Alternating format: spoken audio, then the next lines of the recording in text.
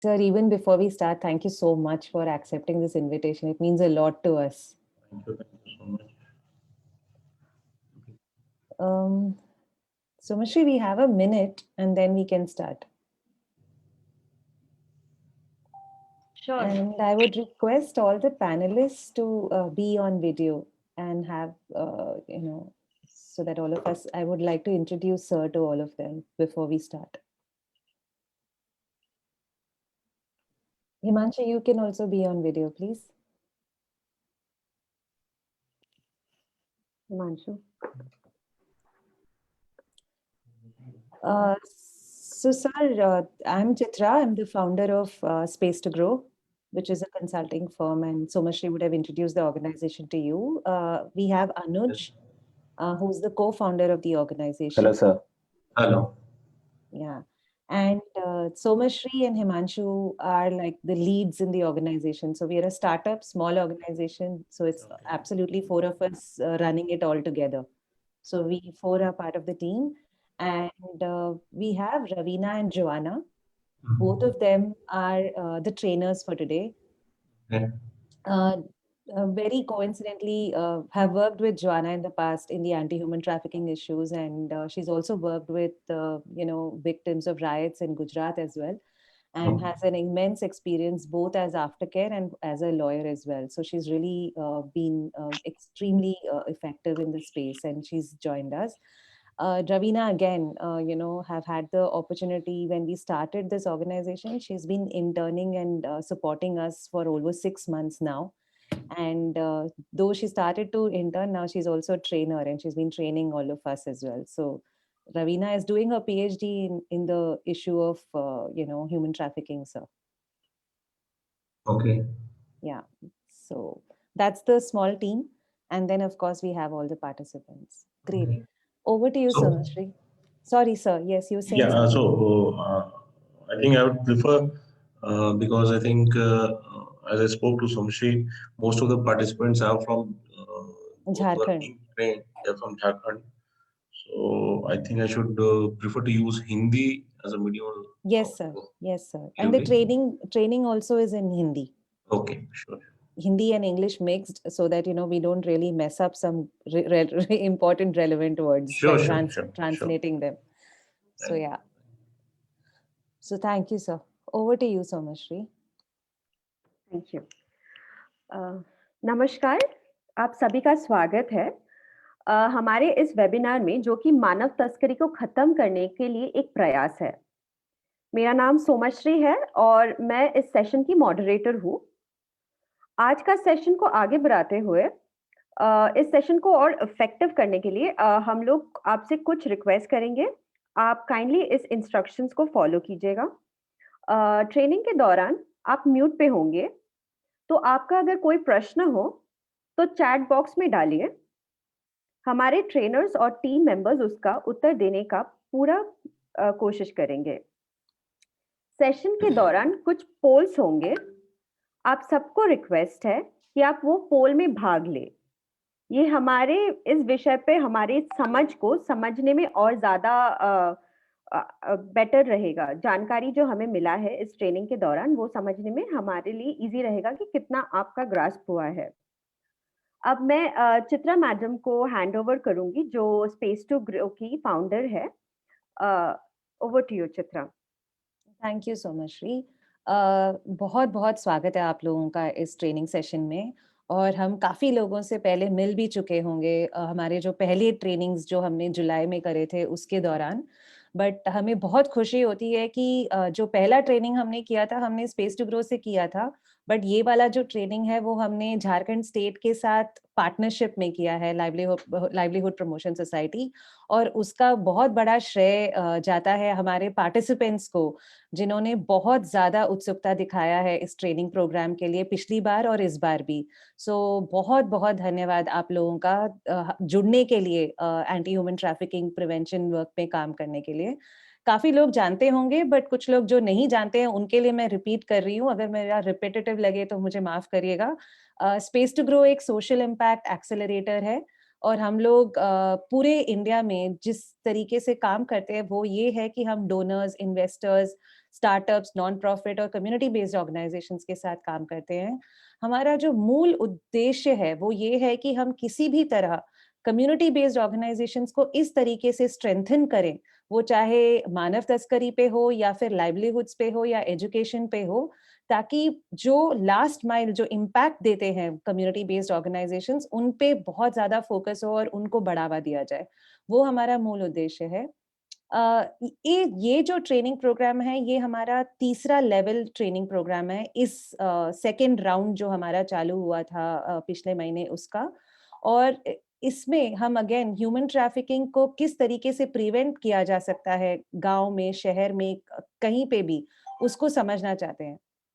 हम बहुत हद तक ये आपसे एक्सपेक्ट करते हैं कि आप लोग हमें अच्छा फीडबैक दें।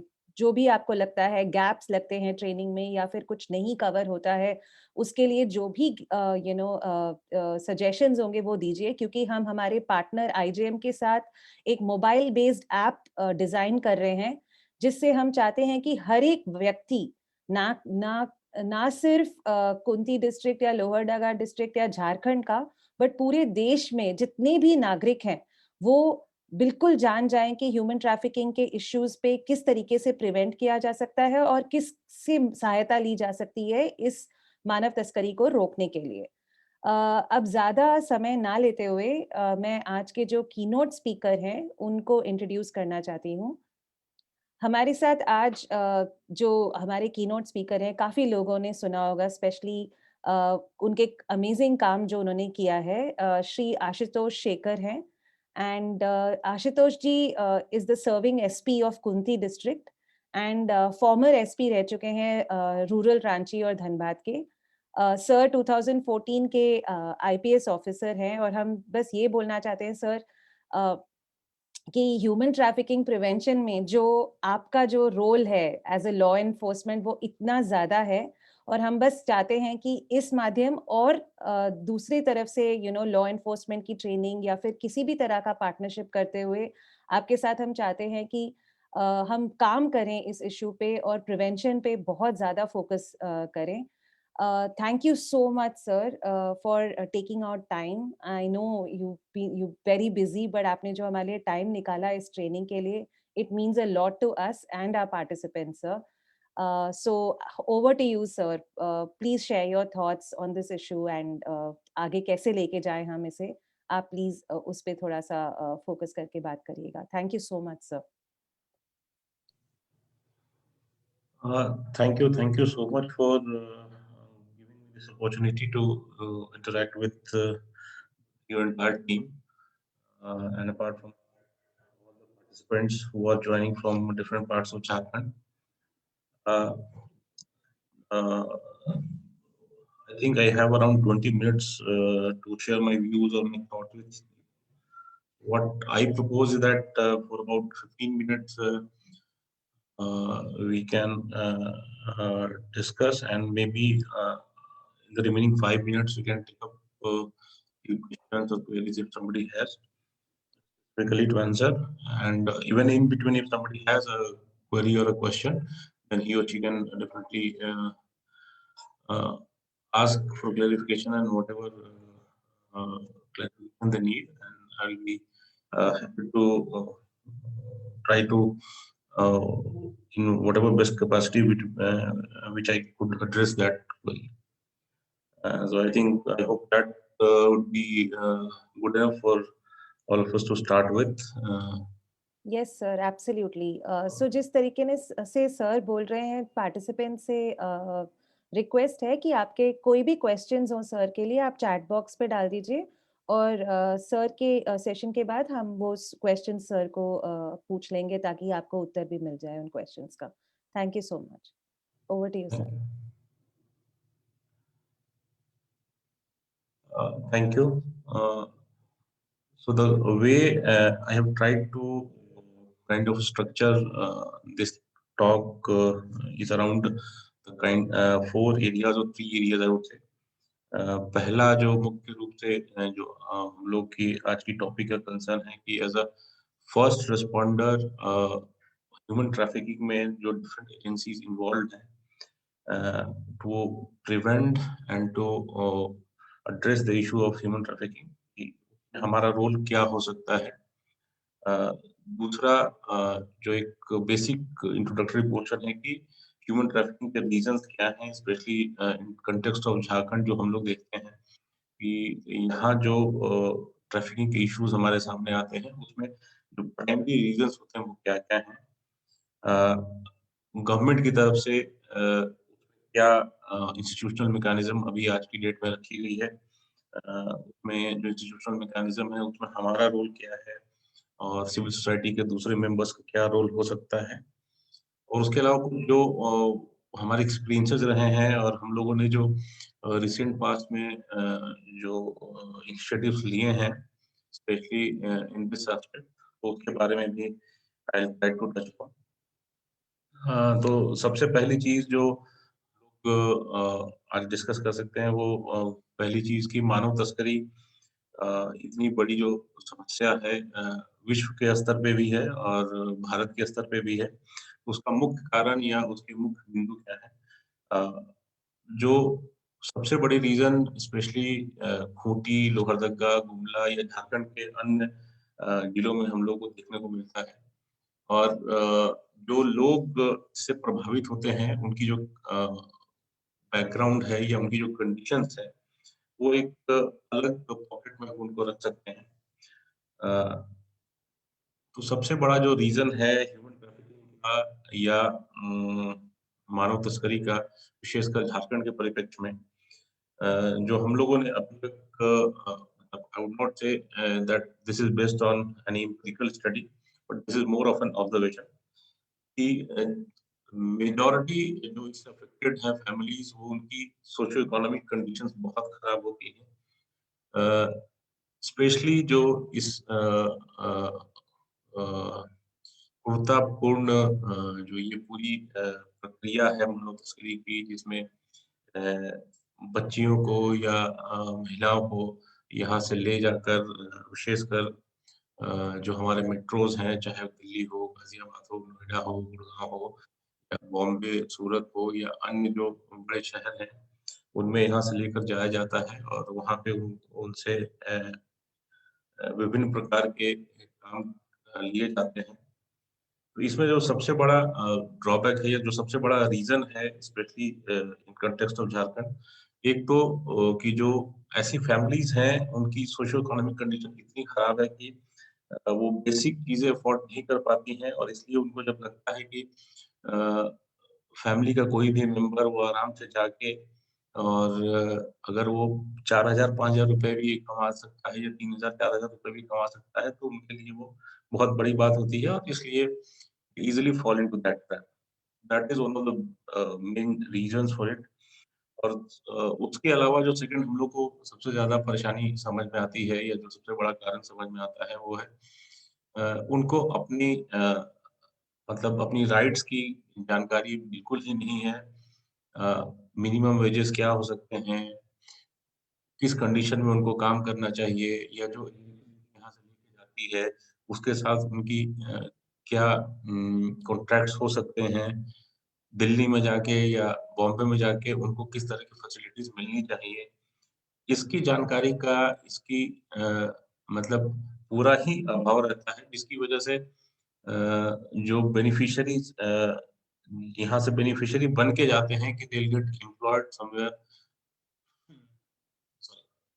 या उनको कहीं भी कोई इकोनॉमिक एक्टिविटी में एंगेज किया जाएगा, बट वहाँ जाके वो they fall into a trap of I would say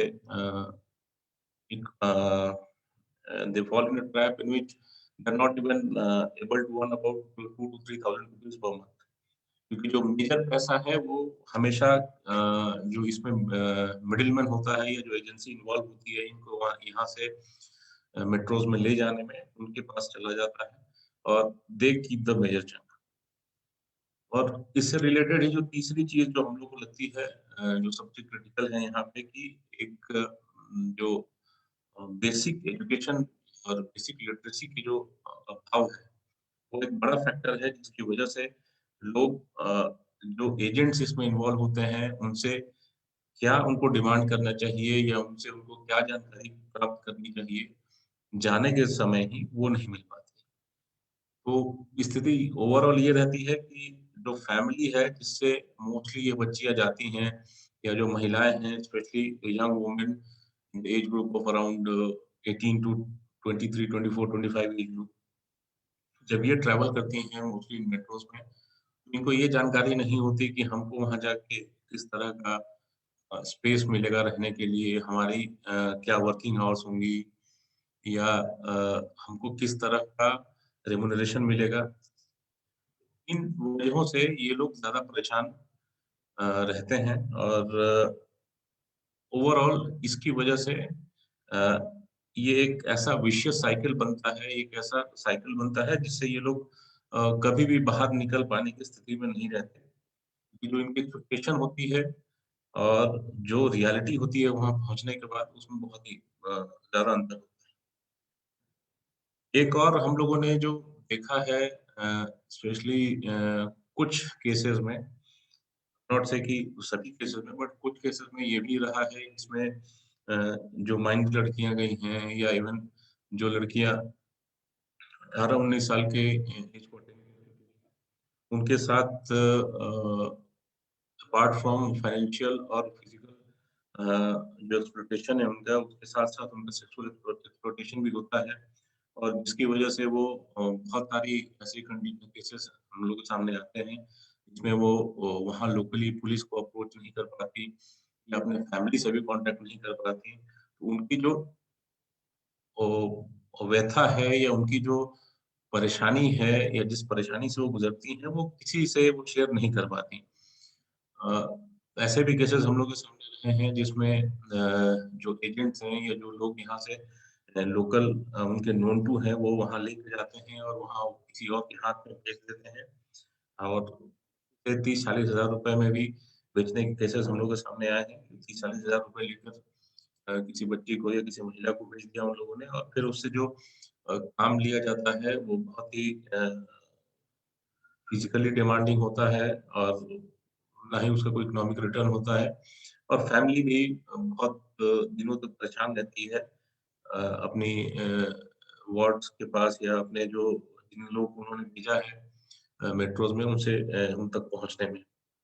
overall अगर हम लोग देखें तो ये जो 3-4 कैटेगरीज़ हैं, ये सबसे बड़ी रीज़न्स हैं हमारे यहाँ पे जिनकी वजह से ये ह्यूमन ट्रैफिकिंग का जो इश्यू है, वो on a continued basis even after so much of efforts still वो कंटिन्यू होता है और इसमें अभी भी लोग ट्रैप्ड हैं। टू बी वेरी फ्रैंक हम लोग भी जितना भी एफर्ट करते हैं टू बी वेरी फ्रैंक ऐसा नहीं है कि we are able to get information about each and every person. So इसमें डेफ़िनेटली अदर एजेंसीज़ की हेल्प की ज़रूरत होती है कि मेट्रोज़ में अगर कोई ट्रैप्ड है या आपको कहीं किसी के बारे में जानकारी है, तो you should definitely inform the law enforcement agencies so that कि जो हमारा लीगल कोर्स ऑफ एक्शन है, वो हम लोग ले सकें। तो सेकंड एस्पेक्ट है आज के टॉक का रिलेटेड टू कि अभी सिविल सोसाइटी में या डेवलपमेंट ऑर्गेनाइजेशंस जो एंगेज्ड हैं या सरकार की तरफ से जो स्पेशली एमएचए की गाइडलाइंस वगैरह जो थे एंटी ह्यूमन ट्रैफिकिंग सेटअप को लेके लीगल फ्रेमवर्क क्या है और इसमें बाकी जो डिफरेंट एजेंसीज हैं उनका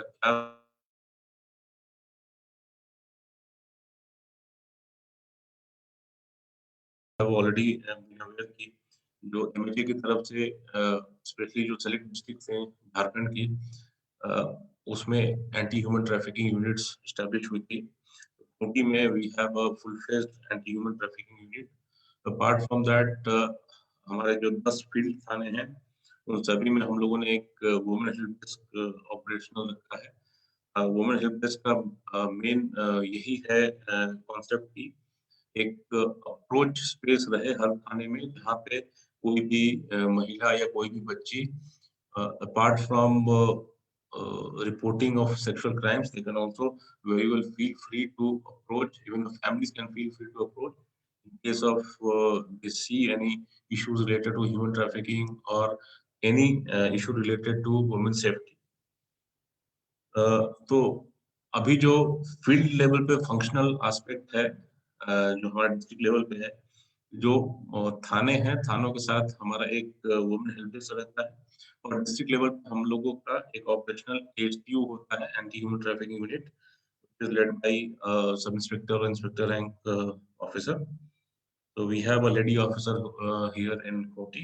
She is very competent, and she leads the team. This is the basic structure at district level, and apart from that, uh, especially in case of minor girls, whenever they are rescued, we definitely need help from CWC, Child Welfare Committee. So their role becomes quite important in terms of rescue and rehabilitation of minor girls. इसके अलावा जो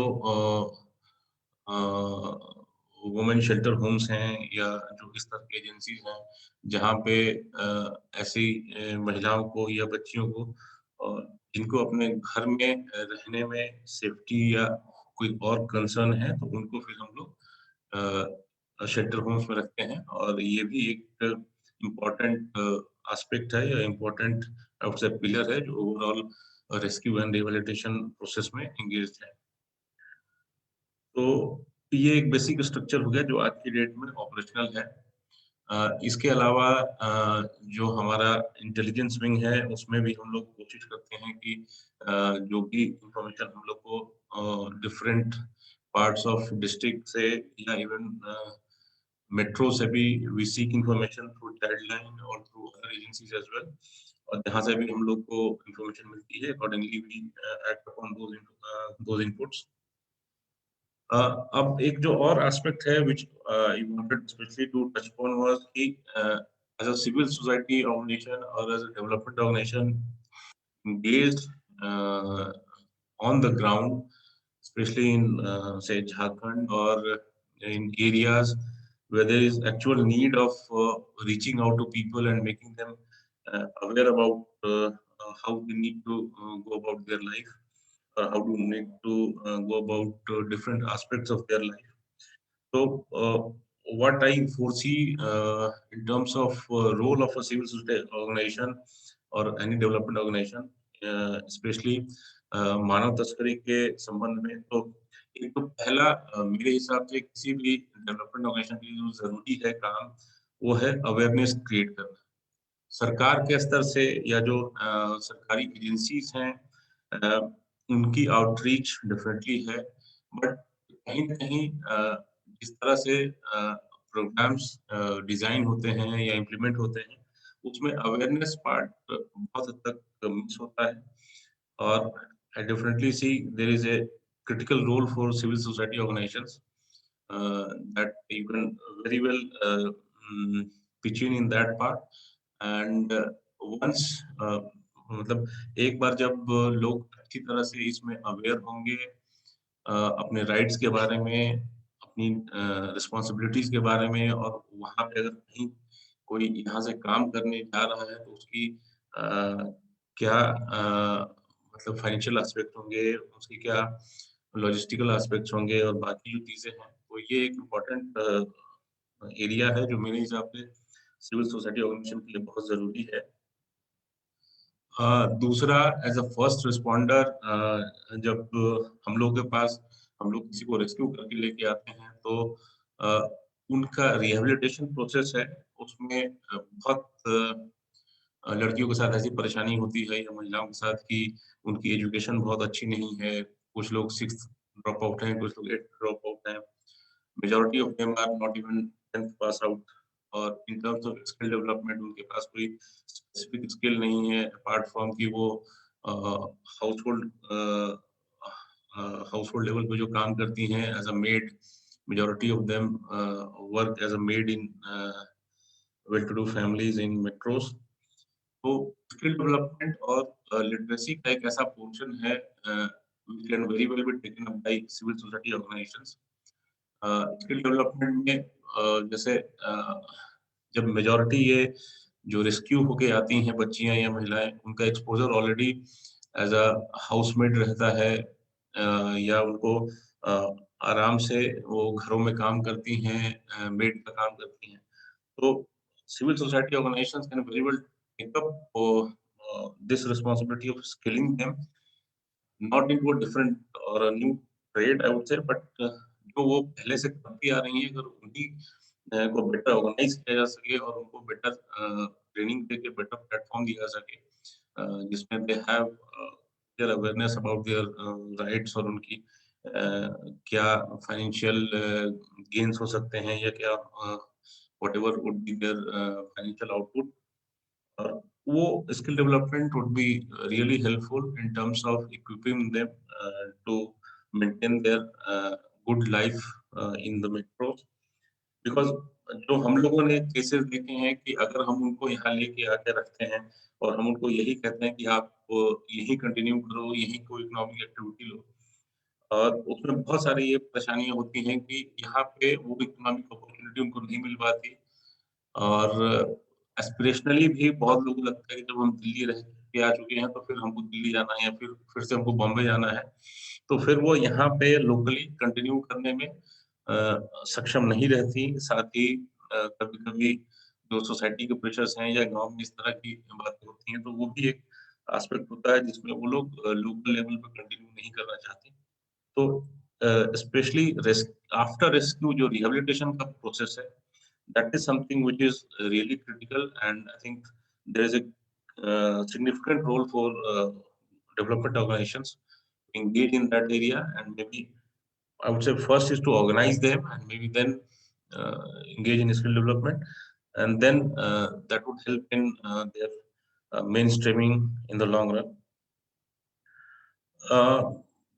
एक इसके अलावा जैसे अभी हम लोगों ने एक नया सर्वे किया था, एक एनसीपीसीआर के तत्वावधान में आया था, स्पेशली वल्नरेबिलिटी मैपिंग को लेके। इसमें मोस्टली हम लोगों ने शुरू किया था काम वल्नरेबिलिटी मैपिंग पे, स्पेशली जो माइनर बच्चे हैं उनको टारगेट करके कि ऐसी कौन सी फैमिलीज हैं या ऐसे कितने बच्चे हैं who are susceptible to falling trap of human trafficking, or was susceptible to getting into this trap because of COVID issues and also because of lack of economic activities in the recent past.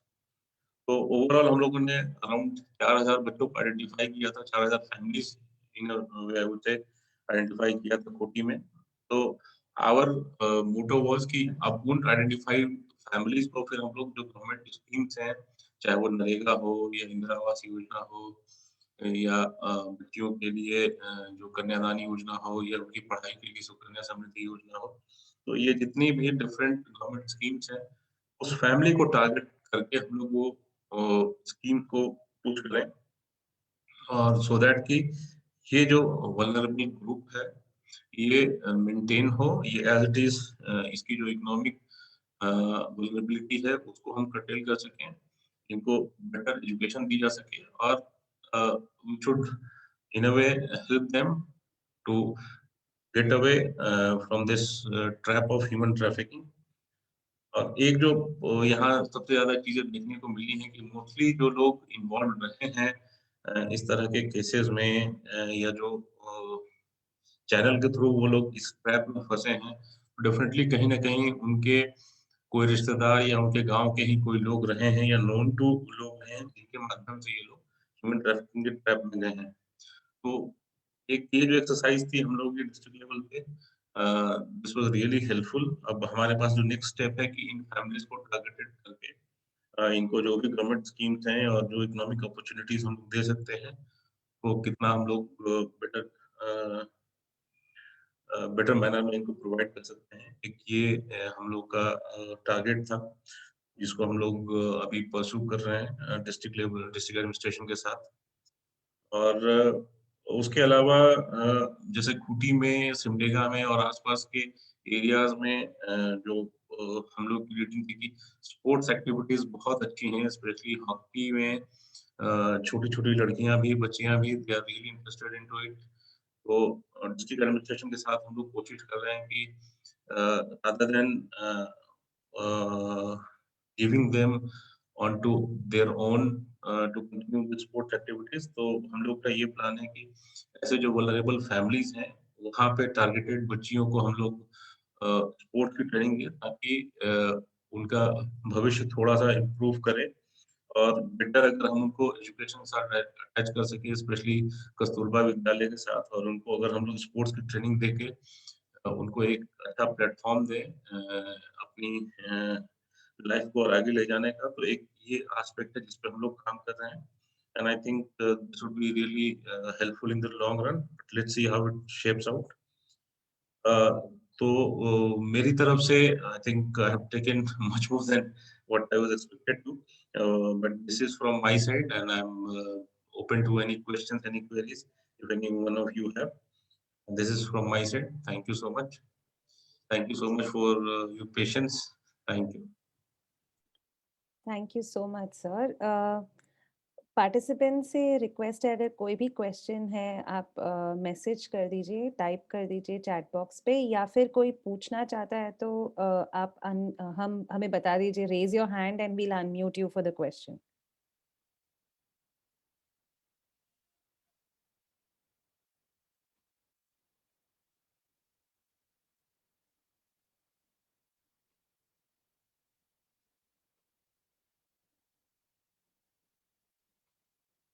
Okay, sir, we have a question.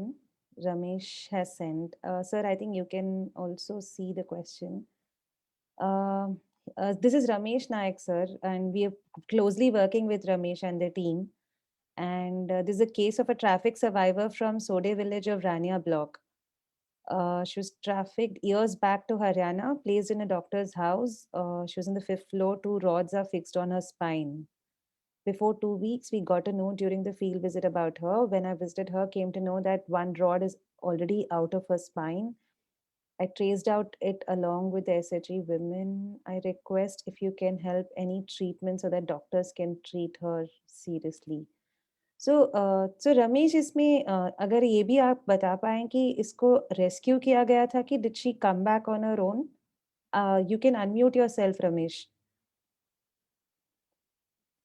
और इसका कोई FIR है या फिर कुछ है इस case के लिए?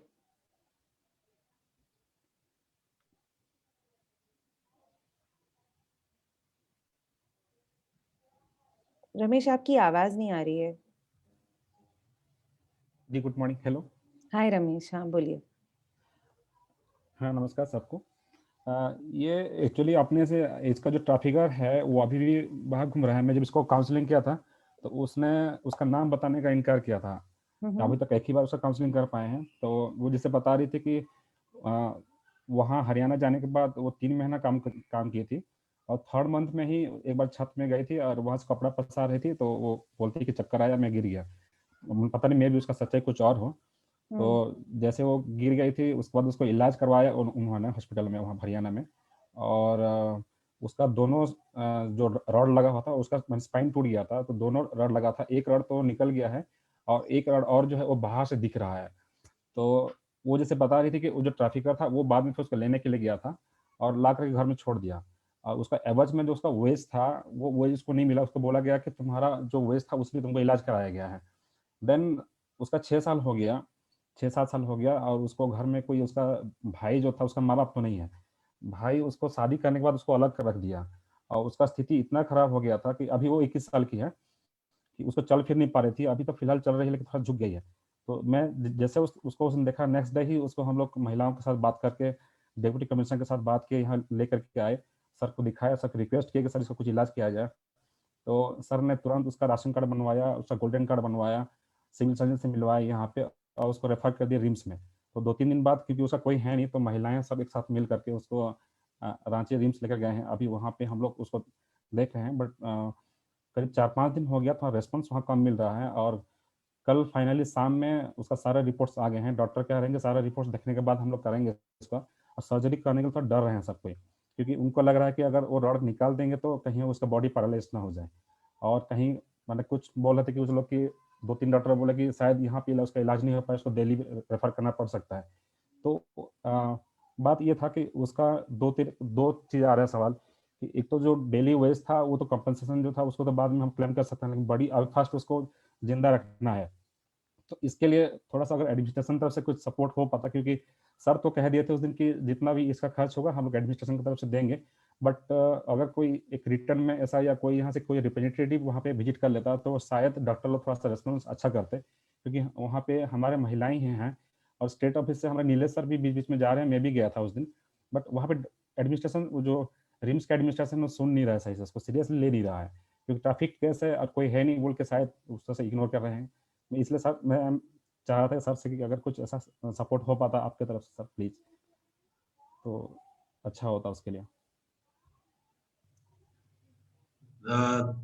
थैंक यू रमेश, ये इसके लिए, इस जानकारी के लिए।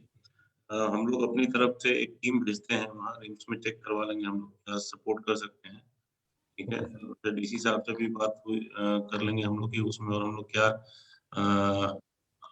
लेवल पे कर सकते हैं, और जो सरकार के स्तर से भी हेल्प होने लायक होगा हम लोग डेफिनेटली इंश्योर की वो चीज़ है जल्दी से जल्दी मुहैया कराई जा सके।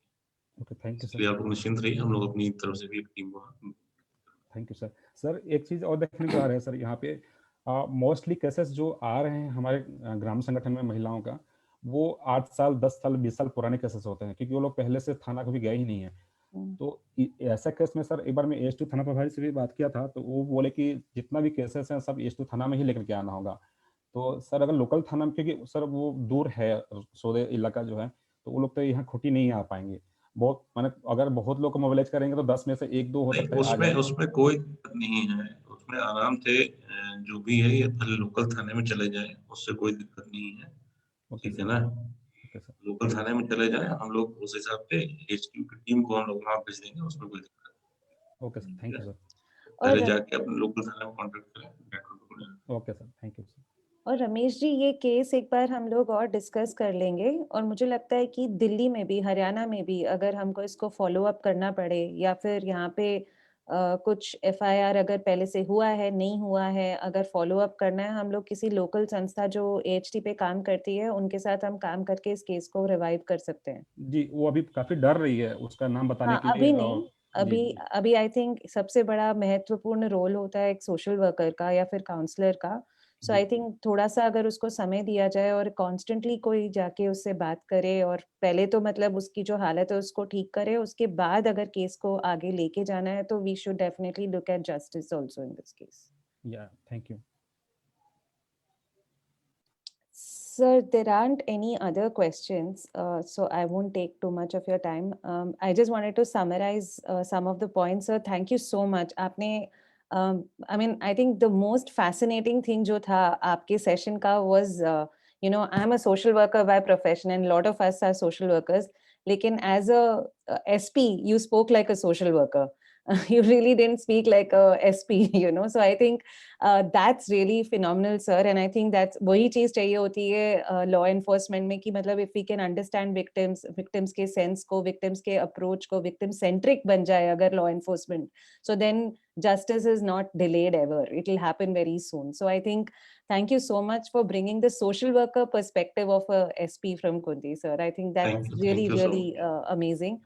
एंड आई थिंक कुछ जो पॉइंट्स थे विच मुझे लग रहा है कि पार्टिसिपेंट्स को भी समझना चाहिए और हम लोग को भी समझना चाहिए। आई थिंक सर आपने बहुत अच्छे से बताया कि जो द वे ट्रैफिकिंग होता है, हमें लगता है कि जब मैं ट्रैफिक हो रही हूँ मैं एक बेनिफिशियरी हूँ, बट जब मैं ट्रैफिक हो जाती हूँ तब समझ आता है कि मैं विक्टिम हूँ। सो आई थिंक वो जो कॉन्सेप्ट है जो जहाँ पे ट्रैफिकर्स ल्योर करते हैं लड़कियों को या लड़कों को, बिल्कुल। उस जगह पे बहुत सारा काम करना ज़रूरी है, ताकि हमें उनको भी पता लगे कि मतलब मैं बेनिफिशियरी होने वाला हूँ या होने वाली हूँ, या फिर मैं विक्टिम होने वाला हूँ या होने वाली हूँ। सो आई थिंक वो आइडेंटिफाई करना, किस तरीके से हम आइडेंटिफाई कर सकते हैं हमारे ट्रैफिकर्स को, वो बहुत ज़्यादा ज़रूरी है। Second thing sir, it's really fascinating, and मैं तो अभी इन द फोरम रिक्वेस्ट कर रही हूँ कि आपकी जो लेडी ऑफिसर जो लीड कर रही हैं AHTU को, we would really want her to be a part of one of the sessions, because वो बहुत इंस्पायरिंग हो सकता है हम लोगों के लिए, और काफी लड़कियां जो विक्टिम्स हैं उनके लिए बहुत इंस्पायरिंग हो सकता है। सो would love to have her to be a part of one of the sessions Sure, with us. that will. And the third thing sir, you explained जो role of civil society और जो role है हम लोगों का as first responders जो इस team में अभी हैं, जो साथ में हम लोग सुन रहे हैं, I think बहुत जरूरी है as first responders, मतलब हम लोग एब्सोल्युटली एक चीज तो डेफिनेटली करें, अवेयर रहें। मतलब बिल्कुल। अभी तो हम लोग यही बोलते हैं कि मतलब ह्यूमन ट्रैफिकिंग किसी गांव में होता है या फिर कहीं और होता है। अब तो हमें पता है ऑनलाइन अब्यूज की वजह से तो हर घर में ट्रैफिकिंग हो रहा है अभी। So I think being aware is very very important, and हम जो भी कर सकते हैं as space to grow and with the Jharkhand state, we would want to do anything and everything possible sir for doing training programs, ताकि हर एक नागरिक अवेयर रहे और रिस्पॉन्ड करे ह्यूमन ट्रैफिकिंग पे. So that's something that we would want to commit as an organization, sir. And the third thing, I think, sir, great work on that 4,000 vulnerability mapping. I think that's exactly जो चाहिए अभी, ताकि mapping हो गई है और उनको अगर बेसिक चीजों से अगर कनेक्ट किया जा रहा है और जो वल्नरेबल है वो और वल्नरेबल ना हो, अगर हम उनको बिल्कुल। उस पे फोकस कर ले तो it will really make a lot of difference. And the third thing जो आपने बोला, and I think सारे participants भी agree करेंगे, is training, skill development, and skill development को relevant बनाना survivors के लिए. क्योंकि आजकल अगर हम जाएंगे किसी भी सेंटर पे, एकदम से चालू हो जाएंगे कि चलो टेलरिंग करा दो या फिर कुछ करा दो, जस्ट उनको एंगेज कर लो, बट एंगेज ना करके उनको ऐसा एक माध्यम दें जिससे कि वो सेफ भी फील करें और लाइवलीहुड भी अर्न करें, वो बहुत ज्यादा जरूरी है. So thank you so much sir, आपने जो पॉइंट्स बताए, we have learned a lot इस सेशन से. और हम एज झारखंड स्टेट JSLPS की तरफ से, रमेश ऑलरेडी है, मैं उनकी तरफ से भी ये बोल रही हूँ कि हम लोग जो भी कर सकते हैं to work on this issue and awareness creation, we will do anything for that, sir. Thank you so Thank you much, so much. sir. Thanks a lot. Thank you so much. Shall I log out, or if do we have any other points from somebody? I think दो लोगों ने वो. No, sir. There are no. I mean, we no would love to further have you for the entire session, but then But I that is totally the problem. understand. I'm I getting totally few understand. No, calls, sir. so that's No, the no. issue. Please, sir. Thank you so much, sir, Thank for you. Thank you so joining. much. Somashri, over to you. Thank you, Chitra. Thank you, sir. It was a very insightful discussion we had. Now we will move forward, and I will briefly introduce our trainers for the day. Thank you. So I'll log out. Yes, yes, sir. Thank you so much. Thank you. So our first trainer for the day is Ms. Johanna. She has a master's in political science from Maharaja Sayaregio University, Baroda. She has nearly 15 years of experience of working at grassroots with various communities, focusing on their legal rights. She has spent around 10 years and worked with the survivors of Gujarat riots, focusing on their access to justice. In Madhya Pradesh, Chhattisgarh, and Assam, she has worked with young lawyers to set up free legal aid centers to make access to justice possible by empowering community lawyers. She has also worked with organizations on the issue of child sexual abuse and human trafficking. Now I will introduce our next trainer for the day, Ms. Ravina. She's a professional social worker working in anti-human trafficking sector. She has worked with government, civil society organizations, and the corporate agencies to bring in equal and empowerment through field of work operation, case management, program research, project management, training, and development. Now, over to you, Johanna. You can start the training for the day. Thank you, Somashri. Thank you so much. Thank you to all my friends at Space to Grow. Thank you for calling me. सभी को नमस्ते. आज के सत्र में मुझे बुलाने के लिए बहुत-बहुत शुक्रिया.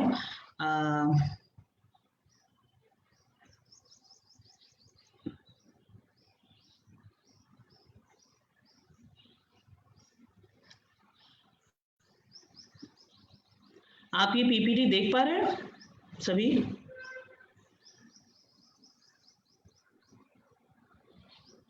Yes, Joanna. जी. मैं पहले अनुरोध करूंगी मेरी साथी रवीना से कि पिछले कुछ 2 सत्रों में जो बातचीत हुई है उस पर थोड़ा सा फिर से एक बार उन्हें दोहराए और आज के सत्र को हम किस तरीके से आगे ले जाने वाले हैं उस पर थोड़ी सी चर्चा करें। रवीना,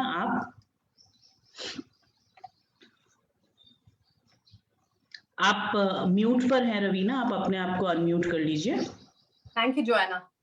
नमस्ते, मेरा नाम रवीना है and I will just be taking you through the first few topics that we had discussed. Joanna, could we just move to the next slide, please?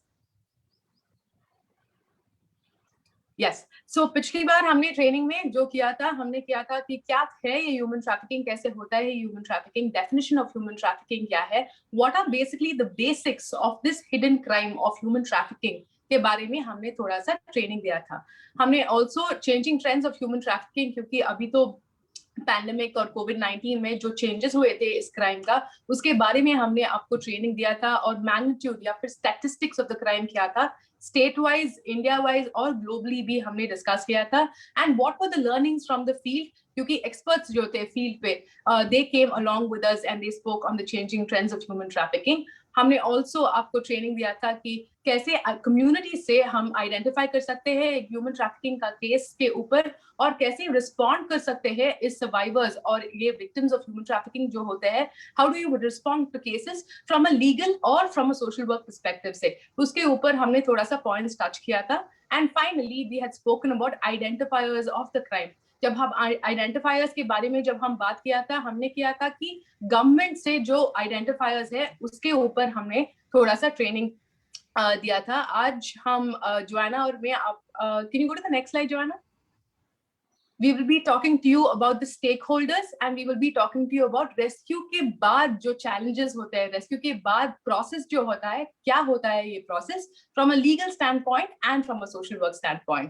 Over to you, Joanna. शुक्रिया रवीना। आपकी स्क्रीन पर जो नजर आ रहा है कि approaching stake holders जब हम कहते हैं तब हिंदी में हितधारकों, जो हमारे इस पूरे मानव तस्करी के मुद्दे के ऊपर हम जब काम करते हैं तो हमारे साथ कौन से हितधारक हो सकते हैं और हमें हितधारकों की जरूरत क्यों है। आप लोग सभी यहाँ पर अलग अलग संगठनों के साथ काम करते हैं, अलग अलग शायद सरकारी संगठनों के साथ भी काम करते हैं, लेकिन जब हम मानव तस्करी जैसे मुद्दे के ऊपर बहुत सघन रूप से जब काम करते हैं तब हम व्यक्तिगत तौर पर इस मुद्दे पर काम नहीं कर सकते हैं। हमें बहुत सारे ऐसे हितधारकों की जरूरत पड़ती है जो इस पूरे मुद्दे को अलग अलग पहलुओं से देखकर इस मुद्दे पर अपना हस्तक्षेप दे सकते हैं। तो सबसे पहले है कि हितधारक क्या करते हैं, हमें क्यों जरूरत है इन हितधारकों की। सबसे पहले है कि जिस जगह पर हम काम कर रहे हैं वहां पर किस तरीके जो मानव तस्करी के पूरे इस योजना में जुड़े हुए हैं, मानव तस्करी कर रहे हैं, उन्हें आइडेंटिफाई करना या उन्हें पहचानना, या अगर रेस्क्यू का प्रोसेस आप आगे ले जा रहे हैं किसी व्यक्ति को मानव तस्करी से बचाने के प्रयास में, तो भी आपको हितधारकों की मदद की जरूरत होती है। अलग अलग तबक्कों पर आपको हितधारकों की जरूरत होती है, चाहे वो इमोशनल सपोर्ट देने के लिए हो, साइकोलॉजिकल सपोर्ट उन्हें प्रोवाइड करने के लिए हो, मेडिकल की जरूरत हो और लीगल की जरूरत हो। तो अलग अलग तरीके से आप अलग अलग हितधारकों के पास जाकर के इस पूरे मुद्दे के ऊपर आप मदद की अपेक्षा कर सकते हैं और मदद लेते हैं। दूसरा एक बहुत बड़ा इसमें जो योगदान होता है हितधारकों का होता है कि ज्यादा से ज्यादा जो मानव तस्करी है उसके ऊपर जानकारी किस तरीके से लोगों तक पहुंचाए, समुदायों तक जब जानकारी पहुंचाई जाए, सरकारी यंत्रणाओं के साथ किस तरीके से जानकारी पहुंचाई जाए।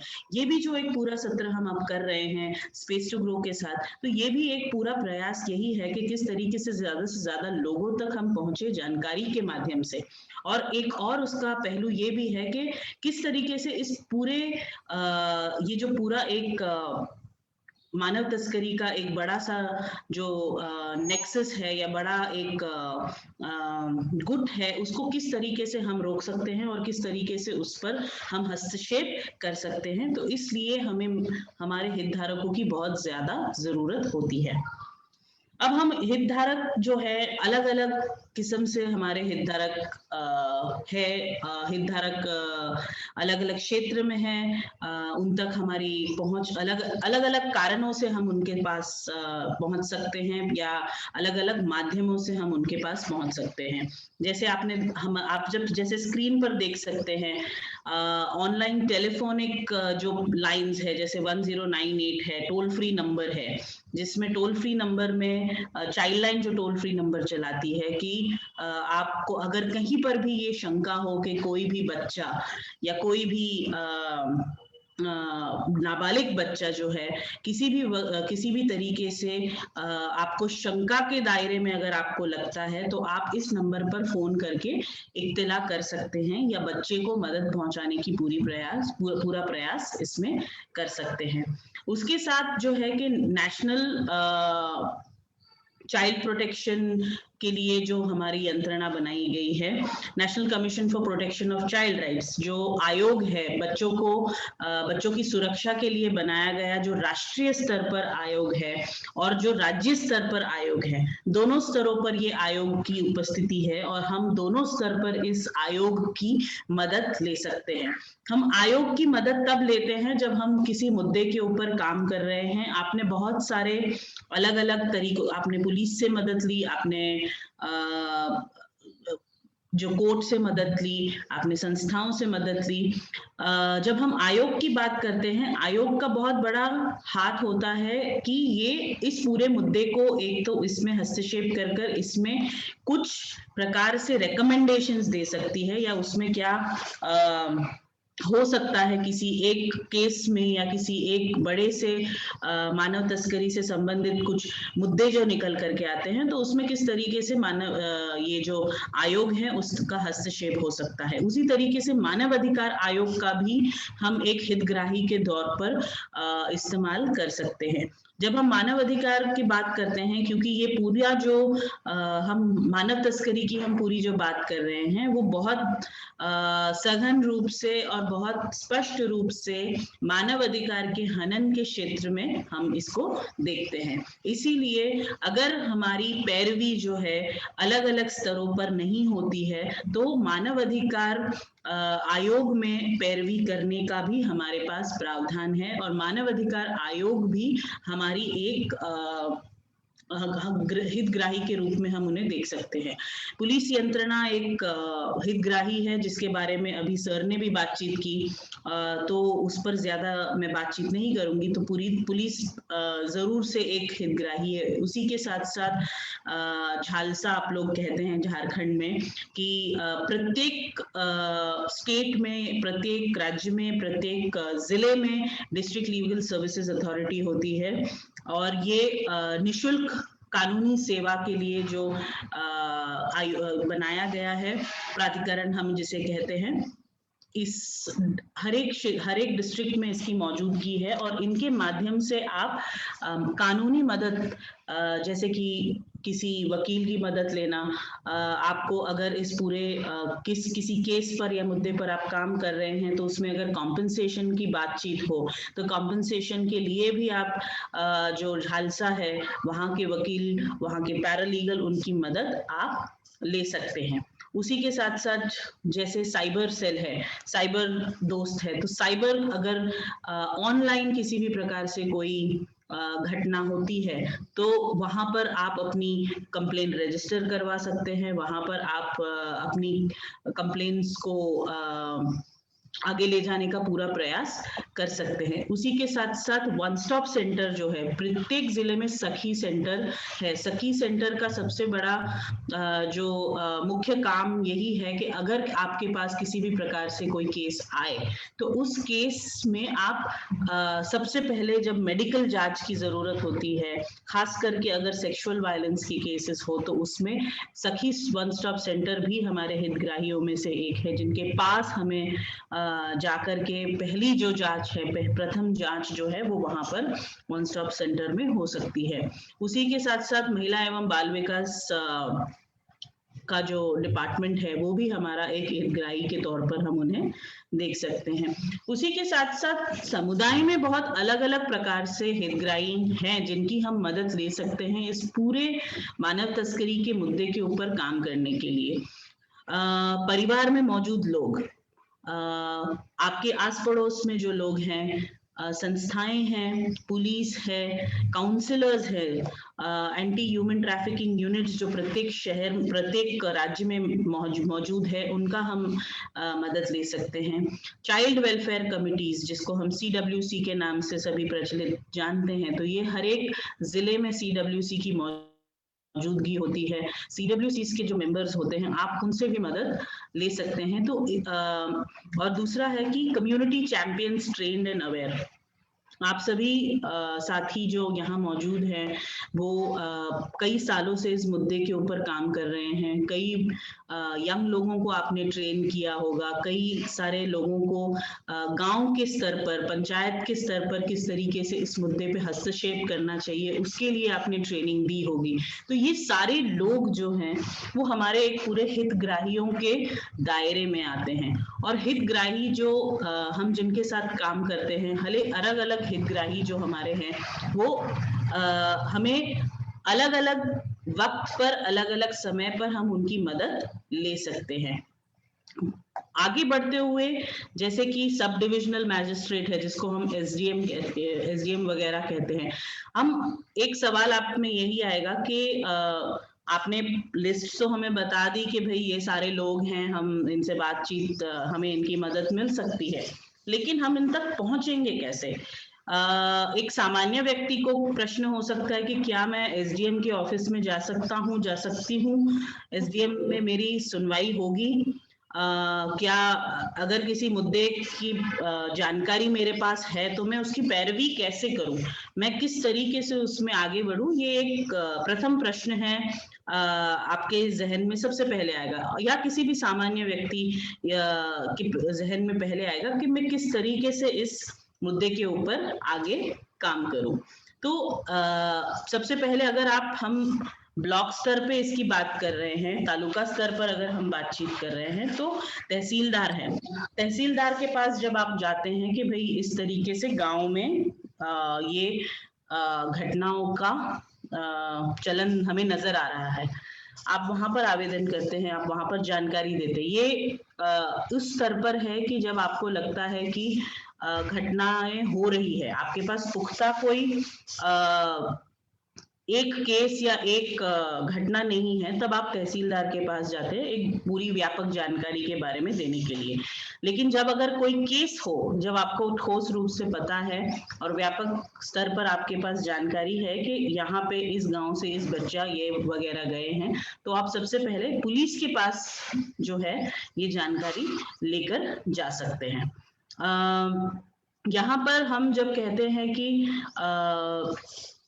जब भी हम कोई भी प्रकार का इसमें हस्तक्षेप हम जब शुरू करें, तो हस्तक्षेप की शुरुआत जो होती है वो निचले स्तर से होती है। आप पुलिस में कंप्लेन करते हैं, पुलिस में कंप्लेन करने के बाद जब आपको नजर आता है कि भाई हमारी सुनवाई नहीं हुई है, अब हम आगे क्या करें, तो आपके पास क्या विकल्प है? तो आप सबसे पहले पुलिस में जो कंप्लेंट करते हैं, उसके बाद आप असिस्टेंट कमिश्नर के पास जाते हैं कि भाई हमने ये कंप्लेंट की थी और इस कंप्लेंट का फिलहाल कुछ हुआ नहीं है। वहां पर भी आपकी अगर सुनवाई नहीं जाती है तो आप फिर कमिश्नर ऑफ पुलिस जो होते हैं, डिस्ट्रिक्ट स्तर पर जो कमिश्नर ऑफ पुलिस है, उसके बाद आप अपने कंप्लेंट को वहां ले जाते हैं। अगर आपके पास फिर भी कोई आपकी सुनवाई नहीं होती है तो आप राइट टू इंफॉर्मेशन के माध्यम से भी आपकी कंप्लेंट के बारे में जानकारी मांग सकते हैं।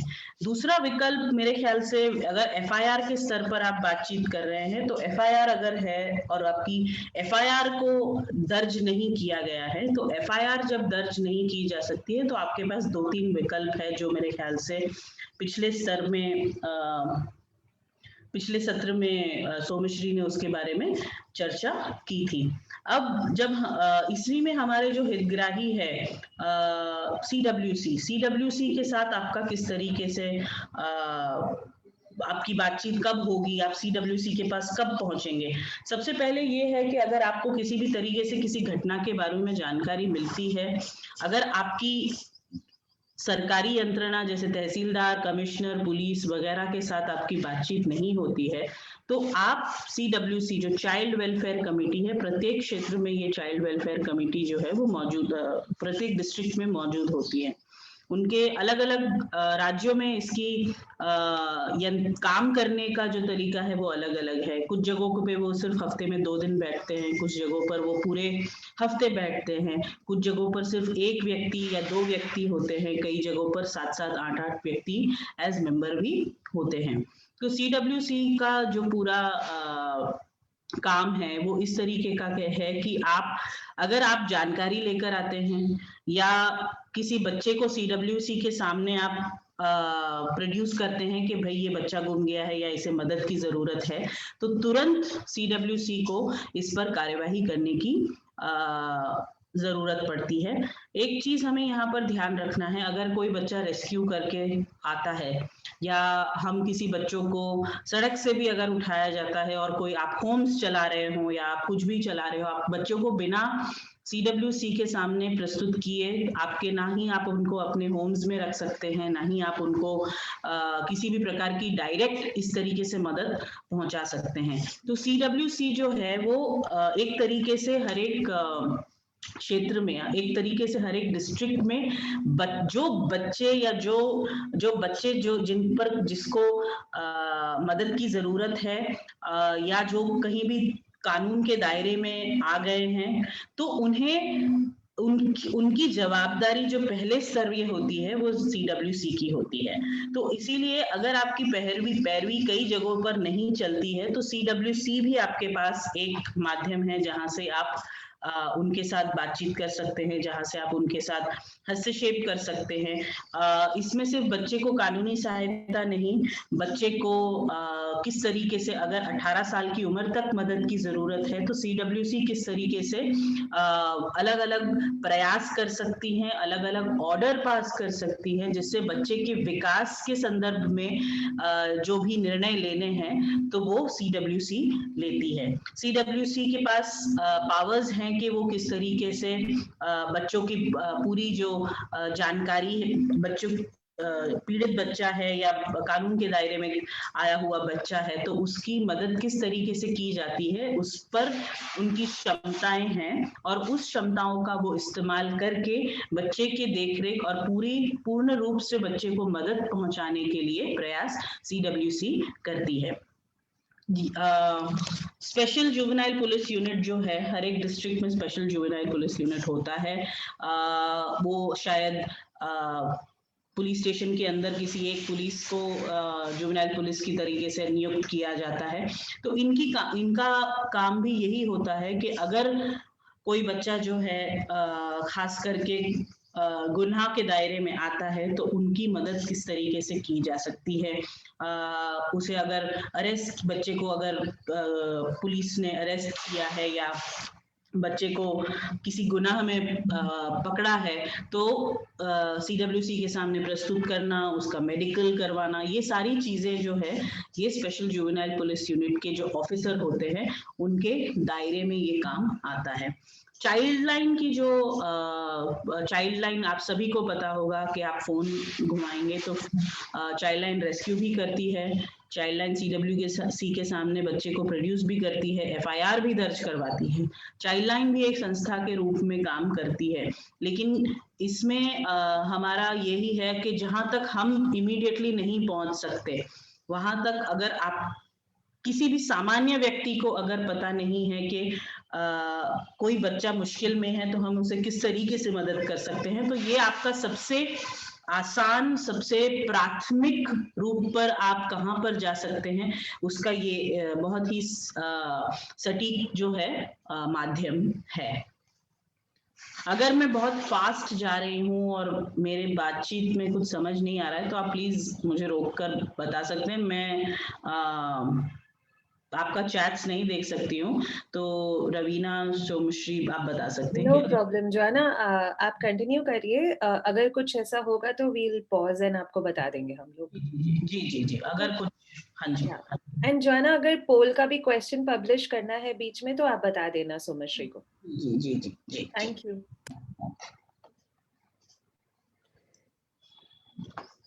सो उसी तरीके से प्रत्येक जिले में जो चाइल्ड मैरिज प्रोटेक्शन ऑफिसर होता है वो स्पेसिफिकली जो है कि हमारे अगर बाल विवाह के एक सेकंड, सॉरी 1 सेकंड।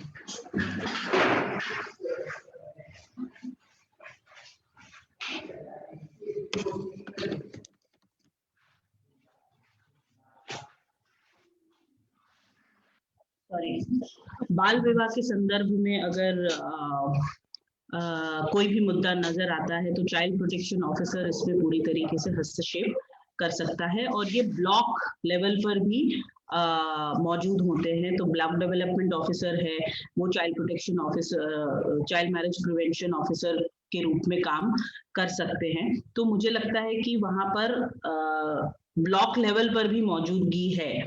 तो उस स्तर से आप अगर आपको सिर्फ पुलिस के पास नहीं जाना है तो आप ब्लॉक लेवल के ऑफिसर के पास भी जा सकते हैं अगर आपके सामने किसी भी प्रकार से बाल विवाह का मुद्दा सामने आता है। तो डिस्ट्रिक्ट चाइल्ड प्रोटेक्शन यूनिट जो है वो राष्ट्रीय अपने राज्य स्तर पर एक पूरा यूनिट बनाया गया है, चाहे वो चाइल्ड लेबर से रेस्क्यू करना हो, रेस्क्यू के पूरे प्रयास में आपकी मदद करनी हो, पैरवी हो, बच्चे को स्पीडी ट्रायल के लिए आपके पास, आपको लगता है किसी बच्चे के मामले में कोई कार्यवाही नहीं हुई है, ये सारी चीजें जो है डिस्ट्रिक्ट चाइल्ड प्रोटेक्शन यूनिट के दायरे में आती है, जो जुवेनाइल जस्टिस एक्ट के तहत में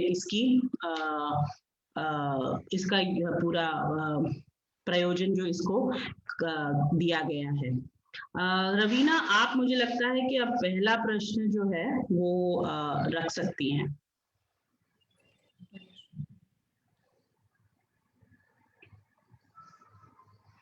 Raveena, sorry, Somshree. Yeah, the poll is started. आपके पास 1 मिनट का टाइम है, आप काइंडली इस प्रश्न का उत्तर देने का कोशिश कीजिए। मानव तस्करी से बच्चों को लेकर बाल कल्याण समिति के भीतर पेश किए जाना चाहिए। कितने टाइम के अंदर माइनर्स को ह्यूमन ट्रैफिकिंग के विक्टिम है उनको प्रोड्यूस करना चाहिए CWC के सामने?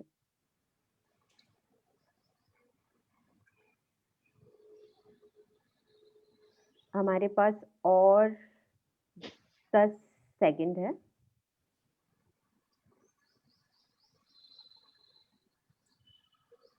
सबको रिक्वेस्ट करूंगी पार्टिसिपेट करने के लिए।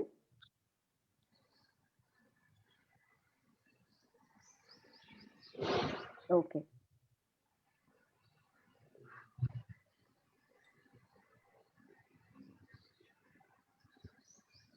okay, so 63% of the people have told कि 24 घंटा। So yes, that is the correct answer. 24 घंटे के अंदर जब भी कोई मानव तस्करी को लेके कोई बच्चा अगर पीड़ित हो तो उसको CWC के सामने 24 घंटे के अंदर प्रोड्यूस करना चाहिए। Thank you. Over to you, Joanna.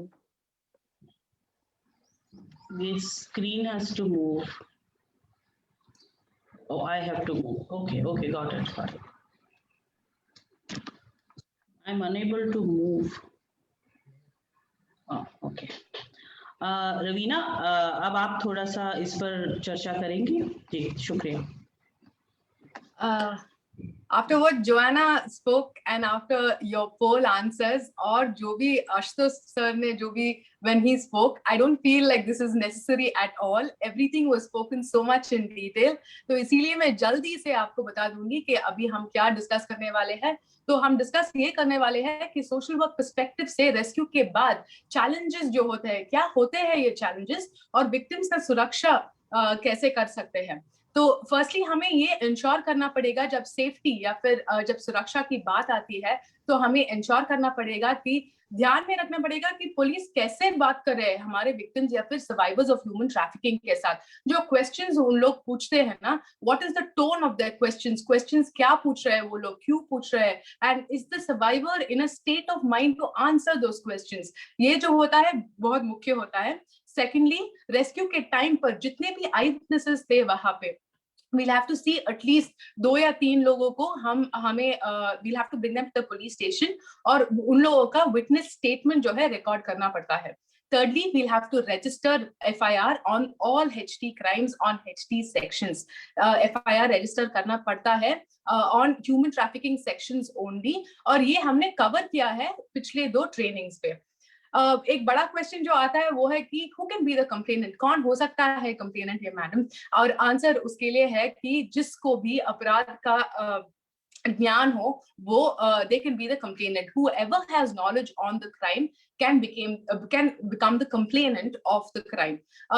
एक कंप्लेनेंट ही काफी है इसका HT क्राइम्स में. We'll also have to ensure that victims जो होते हैं, survivors जो होते हैं रेस्क्यू के बाद, they would also have to come forward and bring in 161 statements or a complaint by themselves. जैसे आप लोगों ने बताया कि माइनर सर्वाइवर्स हो, वहां पे छोटे बच्चे हो, तो CWC के सामने उन लोगों को प्रोड्यूस करना पड़ता है, और वो भी 24 घंटे के अंदर. एक और इम्पोर्टेंट जो प्रोसेस है इसमें पोस्ट रेस्क्यू प्रोसेस में, और वो है कि 72 घंटे के पहले सर्वाइवर्स का मेडिकल एग्जामिनेशन जो होता है वो कंप्लीट करना पड़ता है. And we also have to ensure that all the survivors जो है ना, we have to admit them to the appropriate shelter homes, और वो शेल्टर होम्स सेफ हो, और वो shelter homes government certified shelter homes वो जो होता है, we'll have to keep that in mind. So if by any chance you have any questions or any queries in all of these processes, jo bhi questions, so if you have any queries, always you can call your BDO, you can call your vigilance committees, you can call your Tahsildar, CDP, or your CWC or your local NGO heads. Going to the next slide, we will just discuss about the process a little. Joanna, can we move to the next slide, please? So in the next slide, आप सब लोगों को तो process तो मालूम है अभी. We'll have to find a case or a human trafficking survivor or a victim. उसके बाद जो होता है वो है rescue. उसके बाद post rescue processes. उसके बाद rehab, और फिर होता है repatriation. अभी ये rehab और repatriation का हम थोड़ा सा discuss करेंगे.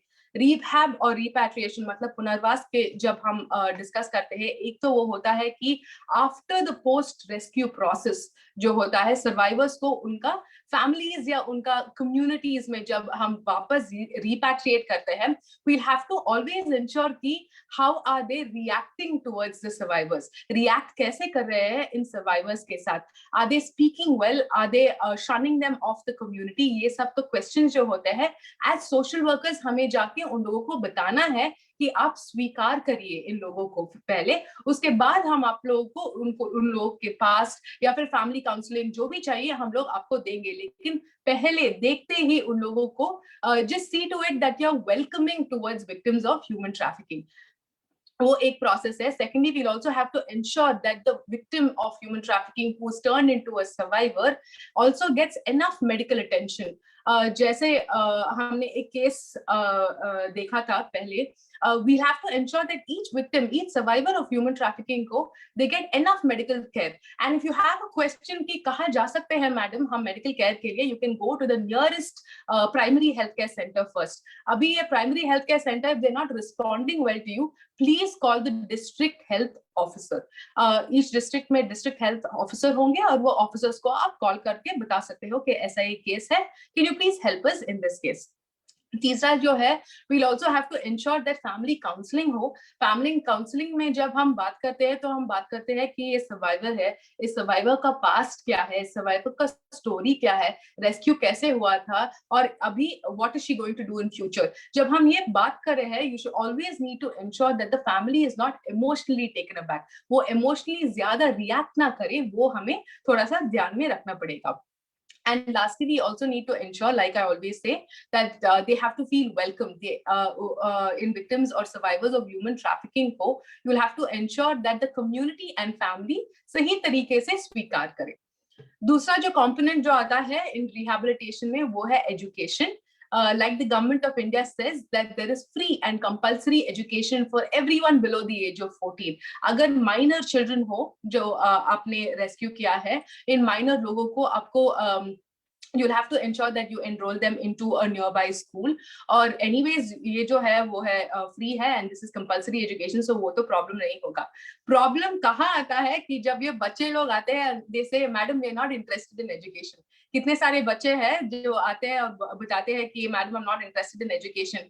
तो क्या करते हैं इन बच्चों के साथ? What is the other solution, what is the alternate to such children is bridge education. There is another component called bridge education which is come into place for such children. क्या होता है ये ब्रिज एजुकेशन? ब्रिज एजुकेशन एक temporary course है, एक short term course है to see that children are not educated with certificate but educated enough. तो आप ब्रिज एजुकेशन जो है you can take that option for a child. कहाँ पे होती है ये ब्रिज एजुकेशन? बहुत सारे एनजीओज है जो we can give you the contact of a couple of NGOs if required who conduct bridge education. But there are also a third category of children who come and say मुझे education पे भी interest नहीं है, bridge education में भी interest नहीं है, so give me another option. और उसका solution है vocational training. Just like how the SP highlighted on vocational training, which has become very important. उसका मतलब ये होता है कि how can we enhance कैसे करें इन skills को, vocational skills जो होता है. So we just can't enhance skills just like that. एक सर्वाइवर का नीड असेसमेंट प्लान जो होता है, we have to keep that in place. उन लोगों का इंटरेस्ट क्या है, what are they good at and what do they want to do for their livelihood. ये 3 क्वेश्चंस लेके we can put them into the right vocational training which is provided by the government of India. So lastly, it is about rehabilitation and placements of rehabilitation. So without money, they can't do anything. And if you don't want your survivors of human trafficking to get back into into wherever you rescued them from, the only solution for that is a job. हमें ये देखना पड़ेगा कि we should ensure that we get them a job, and this can be through the government, through the non-government organization, NGO के द्वारा या फिर government के द्वारा. हमें ये we'll have to ensure कि we get them the right job at the right place at the right time, preferably nearby in their village. Can we move to the next slide, please?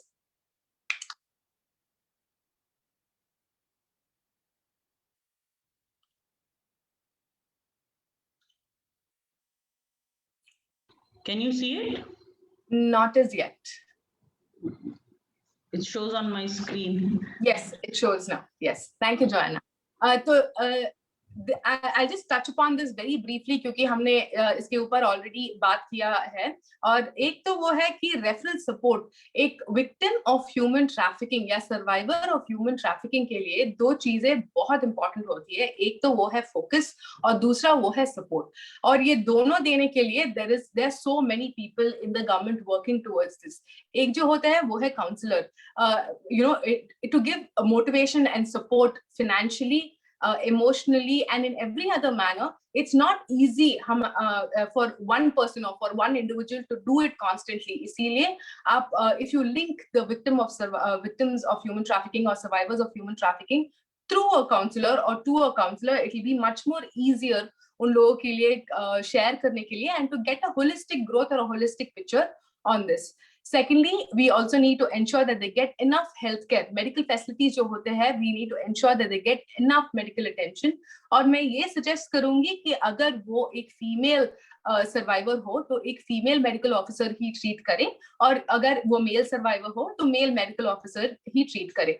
And if your PHCs are not what do you say, if they're not paying attention to these survivors, you can always have an NGO representative with you, or you can call your district health officer who has to pay heed to this subject. Thirdly, as I told you, words are very important. जो हम बात करते हैं in victims of human trafficking, survivors of human trafficking के साथ, और जैसा हम बर्ताव करते हैं in victims or survivors of human trafficking के साथ, बहुत important होता है. तो when they talk to the police officials या फिर government organizations, corporate organizations जो आते हैं CSR funds के लिए, और NGO representatives, just whoever they talk to, we need to ensure कि they speak well to these victims. एक respect मिले उन लोगों को, एक decency के साथ may they speak, and also sensitivity जो है. I just hope that all these three things will be met while they speak with the victims and survivors of human trafficking. जब हम FIR फाइल करते हैं एक human trafficking case के ऊपर, it becomes a legal case. इसका मतलब ये होता है कि हमें एक legal representative होना चाहिए इस केस पे, which becomes very important. Joanna is going to take care of the legal aspect of it in the next slide, so we'll just wait for that. The last two things that I wanted to cover is one to do with compensation. Compensation की जब हम बात करते हैं, it becomes very important क्योंकि government के पास they give the compensation, लेकिन ये compensation money कैसे उन लोगों को use करना है, they will not have any idea about it. So social work perspective say we would have to sit with them and tell the survivor कि आपको इतना save करना है, आपको इतना bank पे डालना है, और इतना आपको जो भी financially however you can help them, please help them know that this compensation should be used in the right manner and at the right time. And I know it is very important as an individual to do all this by yourself, and therefore I would request you that if you ever come across a survivor or a victim of human trafficking, to tag them to any one of these NGOs. NGOs would be of more help in this regard. With this brief process, I would request Joanna to take over for the legal section of it.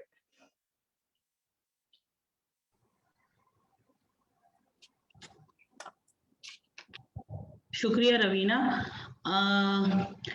हमने आज जब से शुरू किया तब हम ये समझने की कोशिश कर रहे हैं कि हम किसके माध्यम से मदद ले सकते हैं।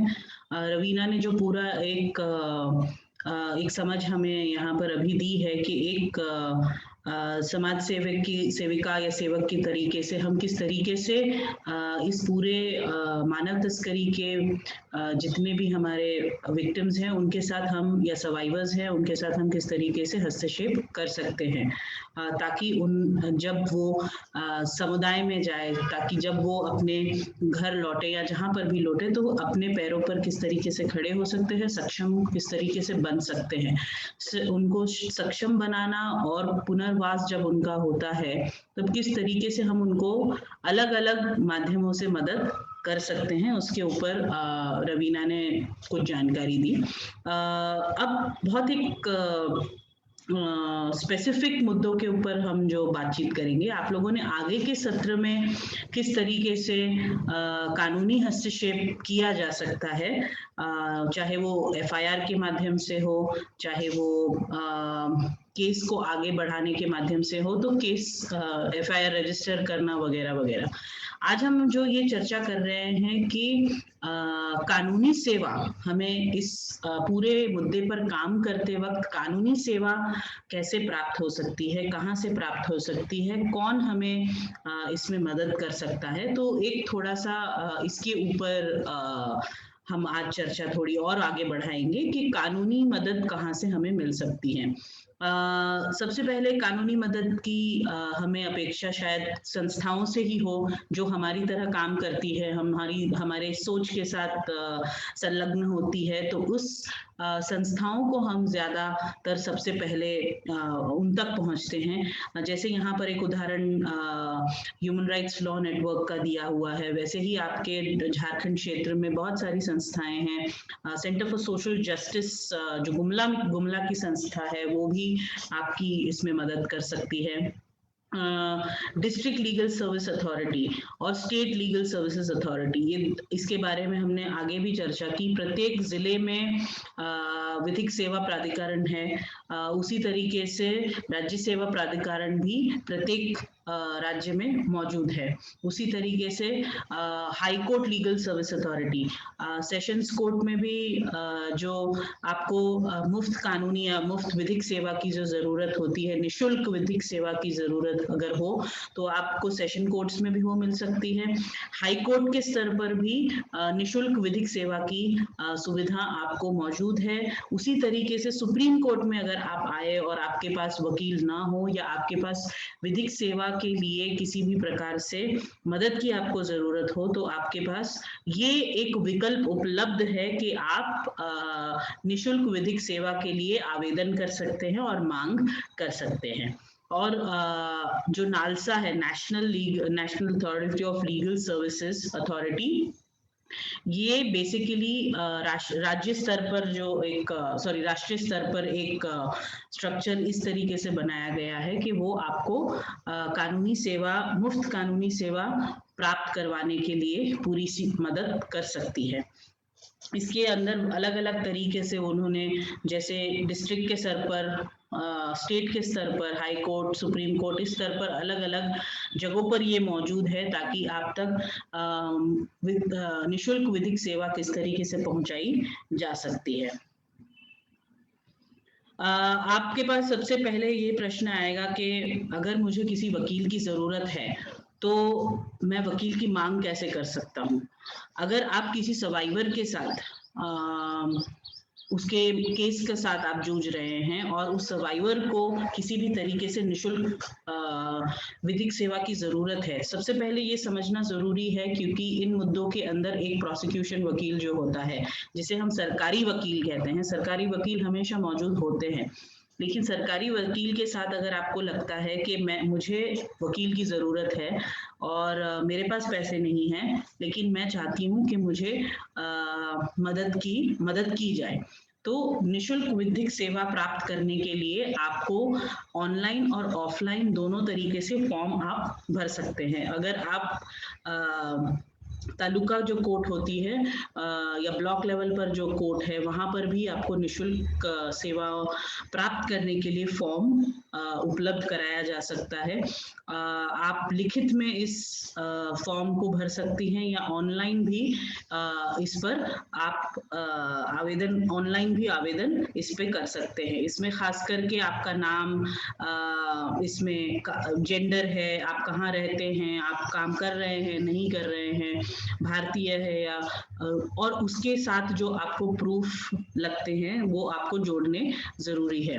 अब ये एक जो कानून बनाया गया है legal services act, free legal services act 1987 का, उसमें ये कुछ कौन इस फ्री सर्विस को प्राप्त कर सकता है उसके बारे में कुछ जानकारी दी गई है। जैसे महिलाएं प्राप्त कर सकती हैं, ह्यूमन ट्रैफिकिंग के विक्टिम्स प्राप्त कर सकते हैं।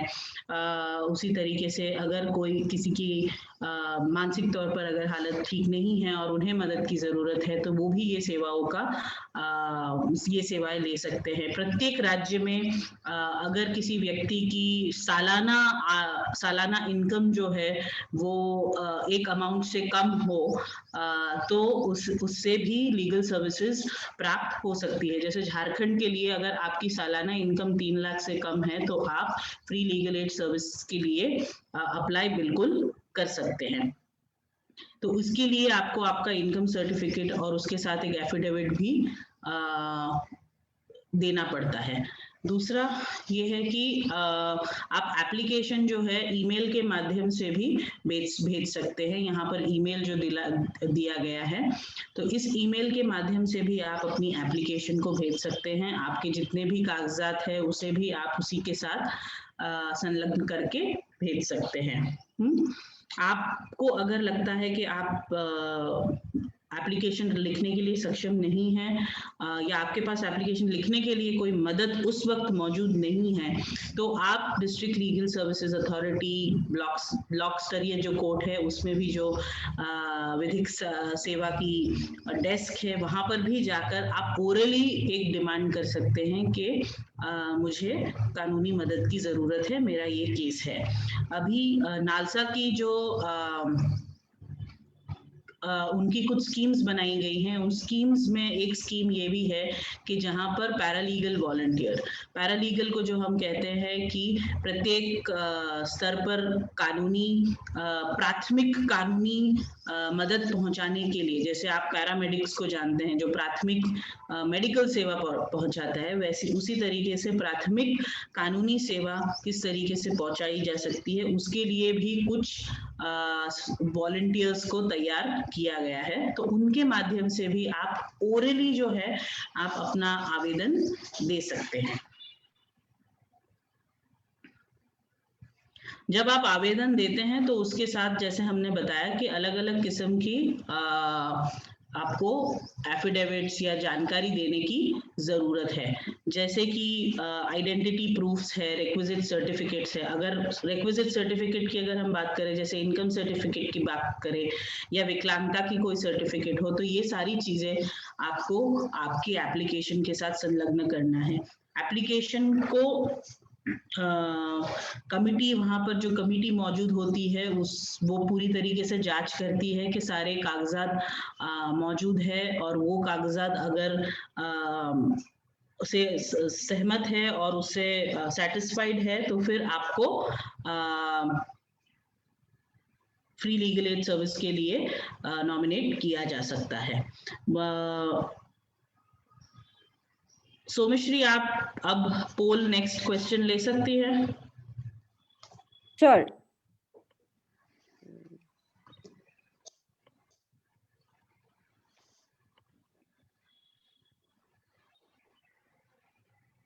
काइंडली आप जो आपको सही उत्तर लग रहा है उस पे पोल पे क्लिक कीजिए। आप डिस्ट्रिक्ट लीगल अथॉरिटी को फ्री लीगल एड के लिए अप्रोच कर सकते हैं कि नहीं, आप जा सकते हैं कि नहीं डिस्ट्रिक्ट लीगल सर्विस अथॉरिटी जो है, सच या झूठ?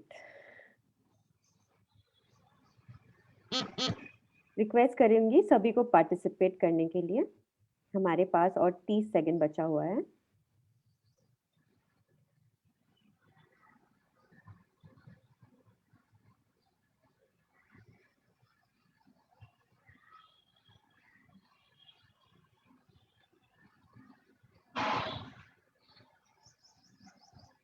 सभी प्लीज पार्टिसिपेट कीजिए। हमारे पास और 5 सेकंड ही बाकी है पोल को एंड करने के लिए। Thank you. सो हाँ, जिन्होंने भी उत्तर दिया है बहुत सही। हम लोग जैसे जोहाना ने अभी डिस्कस किया था कि हम लोग डिस्ट्रिक्ट लीगल सर्विसेज के पास, अथॉरिटी के पास अप्रोच कर सकते हैं फ्री लीगल एड या फ्री लीगल सर्विसेज के लिए। Thank you. Raveena, sorry Somshree, अगर कोई प्रश्न है इस स्तर पर तो हम उन प्रश्नों को ले लें ताकि लास्ट में रश ना करना पड़े। कोई प्रश्न है स्पेसिफिक? रीना जी या सुल्ताना जी, आपको कोई अगर प्रश्न करना था? मैंने शांति जी का प्रश्न का उत्तर दे दिया है चैट में ही। रीना जी या सुल्ताना जी, आपका अगर कोई प्रश्न है तो आप कर सकते हो। बट रीना जी का जो सवाल था, आई थिंक एक बार एज अ फोरम में अगर पूछे तो अच्छा रहेगा सोमश्री। ओके ओके, मैं I can not see the questions as such, so anyway ठीक है, तो हम आगे बढ़े।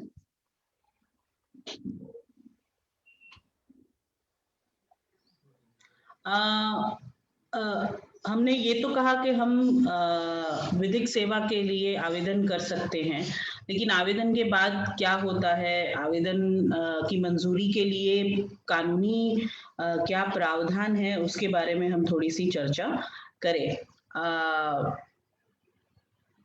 जब आपका आवेदन सबमिट होता है तब आपको जानकारी दी जाएगी कि आपको किस वकील की मदद मिलने वाली है। वकील को भी बताया जाता है कि ये व्यक्ति है जिसे मदद की ज़रूरत है, और वकील की जिम्मेदारी होती है कि तुरंत जिसने एप्लीकेशन दी है उसके पास पहुंचे, और एप्लीकेंट भी है जो वकील तक पहुंच सकते हैं, तुरंत के तुरंत भी पहुंच सकते हैं। इसमें ये भी है, अगर आपको आपको पता है कि विधिक सेवा केंद्र में 10 वकील है या 5 वकील है, उनमें से कोई एक वकील आपकी जानकार का है जो निशुल्क सेवा देता है, तो उस पैनल के वकील में से आप भी एक अपना खुद का भी वकील चुनाव कर सकते हैं। जो विधिक सेवा प्राधिकरण में वकीलों का पैनल होता है, उसमें से आप अपने पसंद के वकील का भी चुनाव कर सकते हैं। तो जरूरी नहीं है कि जो आपको दिया गया है वो आप ले लें, लेकिन जो पैनल में और है और आपकी शायद उनसे जानकारी हो, कुछ वकील संस्थागत वकील भी पैनल में होते हैं, कुछ वकील जो मानव अधिकार के मुद्दों पे काम करते हैं, ऐसे वकील भी कई बार पैनल पर होते हैं। तो आप कोशिश करें कि जाने सबसे पहले कि जो पैनल है उसमें कौन वकील है, कौन इन मुद्दों के ऊपर बहुत सघन रूप से काम करते हैं, कौन से ऐसे वकील है जिनको इन मुद्दों के ऊपर थोड़ी बहुत संवेदनशीलता है। ये चीजों का ध्यान रखना इसीलिए जरूरी है कि क्योंकि हमें ये सेवा उपलब्ध है, हम उस सेवा का इस्तेमाल कर लें। ये उसके साथ साथ ये भी जरूरी है कि हम किससे सेवा ले रहे हैं और उससे हमें कितना लाभ हो सकता है, उसका थोड़ा बहुत असेसमेंट मुझे लगता है हमें अपने तौर पर भी करना जरूरी है। और इस पूरी प्रक्रिया जब आप अपना एप्लीकेशन देते हैं तो 7 दिनों के अंदर अंदर आपको मदद पहुंचाने के लिए जो पूरा प्रयास है, जो प्रोसेस है, उसे कंप्लीट कर आप ये ले सकते हैं। आपको जानकारी दी देगी, तो 7 दिनों की मोहलत दी गई है कि आपने एप्लीकेशन की, उसके 7 दिनों के अंदर अंदर जो है आपको जानकारी मिल जानी चाहिए कि आपका वकील कौन होगा, आपको क्या मदद मिल सकती है, वगैरह वगैरह। अब एक सवाल ये भी आता है कि क्या आपको लीगल एड मना किया जा सकता है? आप सिर्फ ये प्रश्न नहीं है कि भाई हमने मांगा और हमें मिल जाएगा। जैसे मैंने पहले भी बताया कि जो लीगल सर्विसेज अथॉरिटीज एक्ट है, उसके अंदर सेक्शन 12 के तहत बताया गया है कि मुफ्त कानूनी सेवा लेने के लिए कौन कौन व्यक्ति एलिजिबल है। महिलाएं हैं, ह्यूमन ट्रैफिकिंग के विक्टिम्स है, जिनकी पूरी सालाना इनकम एक निश्चित नंबर से कम है, उन लोगों को विकलांग अगर कोई है और उन्हें वो सक्षम नहीं है तो उन्हें महिलाओं को ये विधिक सेवा प्राप्त हो सकती है। ये जो आपकी जो एप्लीकेशन है वो पहले मेंबर सेक्रेटरी जो है विधिक सेवा प्राधिकरण में और सेक्रेटरी है, उनके पास ये एप्लीकेशन जाएगी। वो पूरी तरीके से सुनिश्चित करेंगे कि आपको फ्री लीगल एड दिया जाना चाहिए, आपको विधिक सेवा मिलनी चाहिए या नहीं मिलनी चाहिए। और उसके बाद एग्जीक्यूटिव चेयरमैन और chairman legal services institution and decision resulting from the appeal would be final one. तो उसका हमने एप्लीकेशन डाली और हमें एप्लीकेशन का और हमें वकील मिल गया, ये नहीं है। उसका एक जो पूरा प्रोसीजर होता है कि पहले मेंबर सेक्रेटरी के पास जाता है, वो देखते हैं, फिर वो चेयरमैन के पास भेजते हैं और चेयरमैन जब पूरी तरीके से सहमत है कि हाँ जो व्यक्ति हमसे मदद मांग रहा है हमें मदद देनी चाहिए, तो वो जो है वो फाइनल आपको फिर मदद प्राप्त हो सकती है। मैं ये कहना चाहूंगी कि हम जैसे बहुत सामान्य स्तर से कह रहे हैं कि आप जाएंगे, आपके साथ आपने एप्लीकेशन दी और आपको आराम से वकील मिल जाएगा। ये इतना सीधा या इतना सटीक इतना ये प्रोसेस ये नहीं है। कई बार आपको बहुत विभिन्न प्रकार की दिक्कतें आएंगी। शायद वो आपको अगर वकील दिया भी गया है, वकील ने आपसे कांटेक्ट नहीं किया है या आप वकील तक नहीं पहुंच पा रहे हैं, तो ऐसी अलग अलग दिक्कतें भी आपके सामने आएंगी। तो जैसे हमने आपको प्रोसीजर बताया, ये हमने बताया है कि भाई इस तरीके से आप मदद की अपेक्षा कर सकते हैं या मदद की मांग कर सकते हैं, लेकिन उसमें अलग अलग स्तर पर आपको कुछ ना कुछ चैलेंजेस या कुछ कठिनाइयां भी आएंगी मदद लेने के लिए।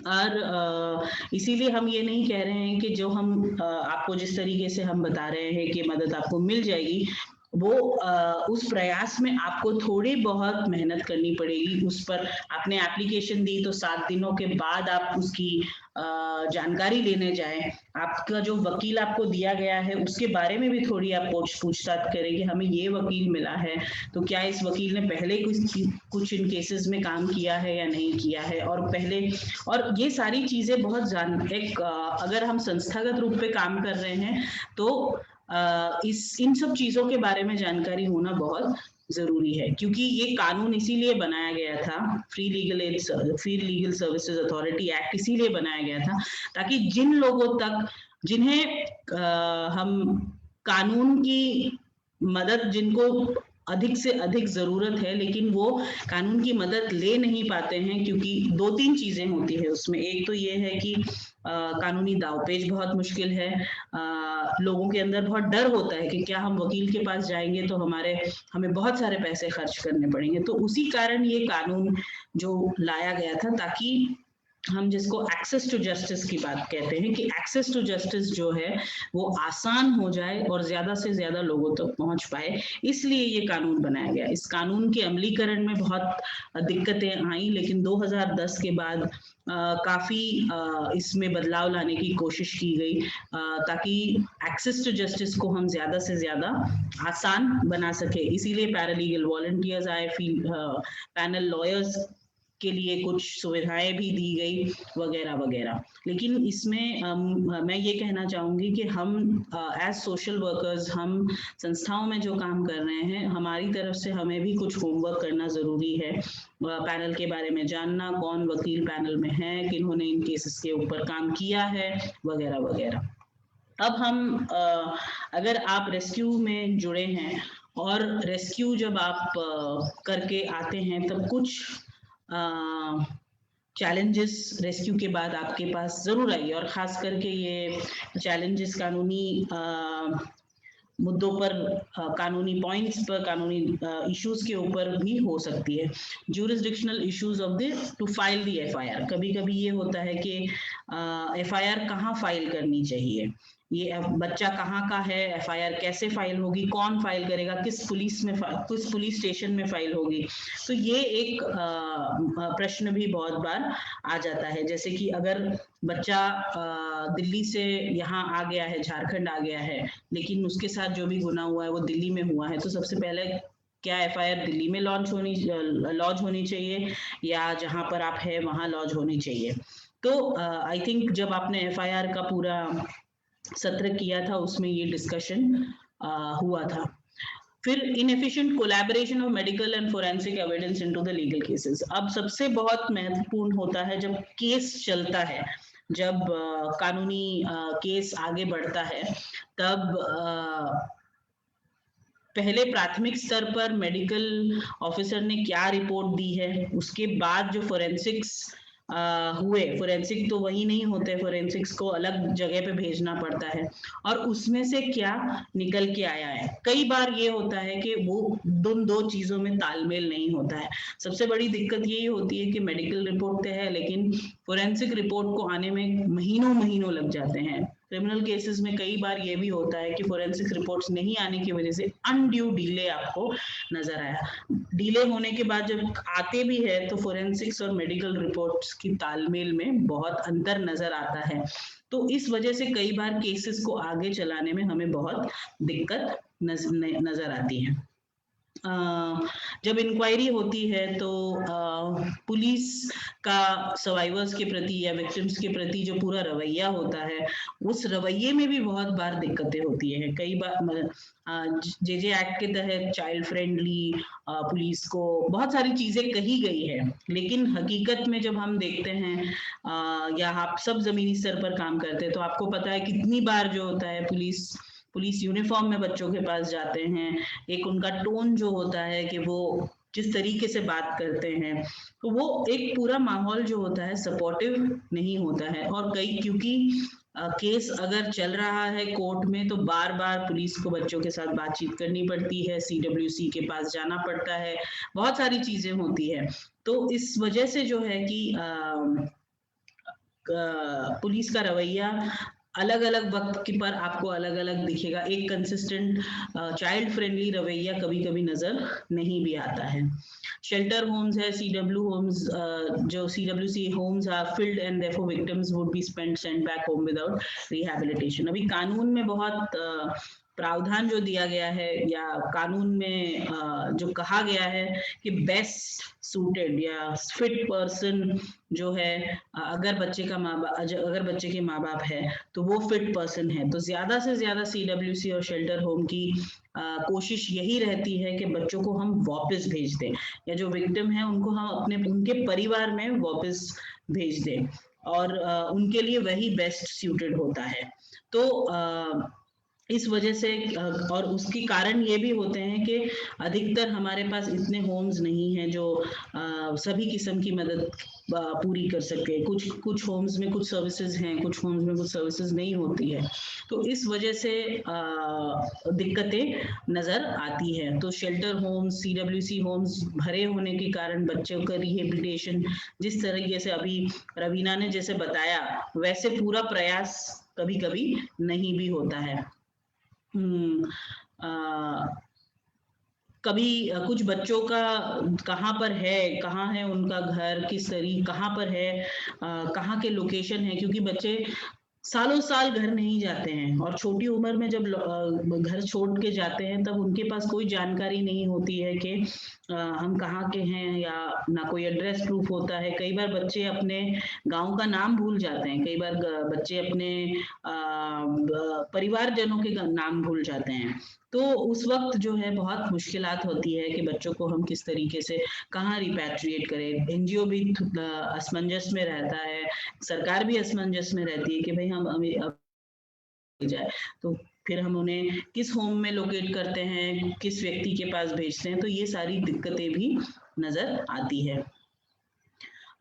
सबसे बड़ी दिक्कत ये होती है अगर बच्चे को अपने घर भेज दिया जाता है और कोर्ट की कार्यवाही दूसरे शहर में, दूसरे राज्य में चल रही होती है, तो बहुत बार उस कोर्ट तक आना, अभी उड़ीसा से दिल्ली आना हमेशा मुमकिन नहीं होता है, कलकत्ते से दिल्ली आना मुमकिन नहीं होता है। अभी इन कैमरा की सुविधा मौजूद है, लेकिन कई जगहों पर विक्टिम्स को बुलाया जाता है, विटनेसेस को बुलाया जाता है, तो कोर्ट में पेश होने के लिए भी बड़ी दिक्कतें आ सकती है। कई बार जब आपने एक प्लान बनाया है, आपके साथ जो बच्चे जिनको आप रिहैबिलिटेट करना चाह रहे हैं, उनके लिए आपने जो लाइवलीहुड का प्लान बनाया है कि आप ये कोर्स करेंगे या आप इतना करेंगे, तो आप ये जगह पर जाकर के अपने लिए काम ढूंढ सकते हैं, या इस संस्था के माध्यम से आपको ये काम मिल सकता है। तो कहीं ना कहीं सर्वाइवर्स के अंदर वो एक रेजिस्टेंस होता है, अनविलिंगनेस होती है कि नहीं, हम नहीं जाना चाहते हैं। ये एक है। दूसरा ये है कि री-ट्रैफिकिंग बहुत मतलब वो सबसे बड़ा रिस्क होता है। अगर आप अपनी जगह पर वापस भी चले जाएं तो री-ट्रैफिकिंग का सबसे ज्यादा रिस्क रहता ही रहता है अगर एक बार आप ट्रैफिक होकर वापस आए हैं तो। अब मुझे लगता है कि हम थोड़ा सा और आगे बढ़ गए हैं, तो Somashri, now you can take the third question and then I will quickly do the wrap up for the case study. Yeah, the third poll, right? हाँ Yeah. जी, हाँ जी।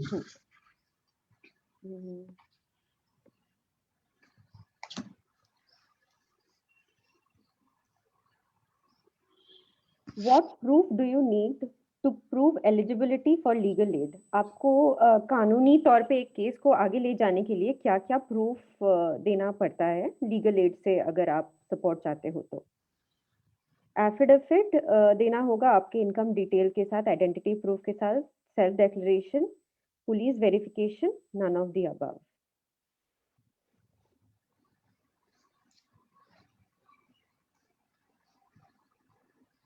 मैं रिक्वेस्ट करूंगी सभी को पार्टिसिपेट करने के लिए। हमारे पास और 20 सेकंड का टाइम है, कृपया पार्टिसिपेट कीजिए। ये हमारे समझ में आएगा फिर बेटर अगर हम लोग इसमें पार्टिसिपेट भाग लेंगे और समझ पाएंगे कि क्योंकि ऑलरेडी ये जोहाना ने डिस्कस किया है अभी, तो हमारे समझ में भी ये बेटर आ पाएगा फिर कि कितना हम समझ पाए इसको। ठीक है, ठीक है, हमारा टाइम एंड होता है और हाँ, तो ये थोड़ा टाई हुआ है। काफी जनों ने सेल्फ डिक्लेरेशन में काफी जनों ने क्लिक किया है एंड काफी जनों ने affidavit with Clements income detail and identity proof. तो हाँ, the right answer will be जो हमारे प्रूफ में चाहिए वो एक एफिडेविट में कि हमारा कितना इनकम है और हमारा क्या आइडेंटिटी प्रूफ है वो डालना पड़ेगा। तो अगर हम लोग को फ्री लीगल एड के लिए हम लोग लीगल एड को अप्रोच करते हैं तो ये डॉक्यूमेंट्स हमारे लिए बहुत ही अनिवार्य है। Thank you. ओके, तो आगे बहुत एक छोटा सा क्विकली मैं कोशिश करूंगी कि एक केस के बारे में हम थोड़ी सी चर्चा करें कि दो बच्चियां थी जो 9 और 10 साल की थी और वो दिल्ली लाई गई थी रांची से 2009 में। जब उनकी उम्र 2009 में 9 और 10 थी तब वो दिल्ली लाई गई थी। उन्होंने किसी पड़ोस की उनकी मौसी या जो दिल्ली में काम करती थी पड़ोस की थी तो जानकार थी, इसलिए माँ बाप ने उनको भेज दिया।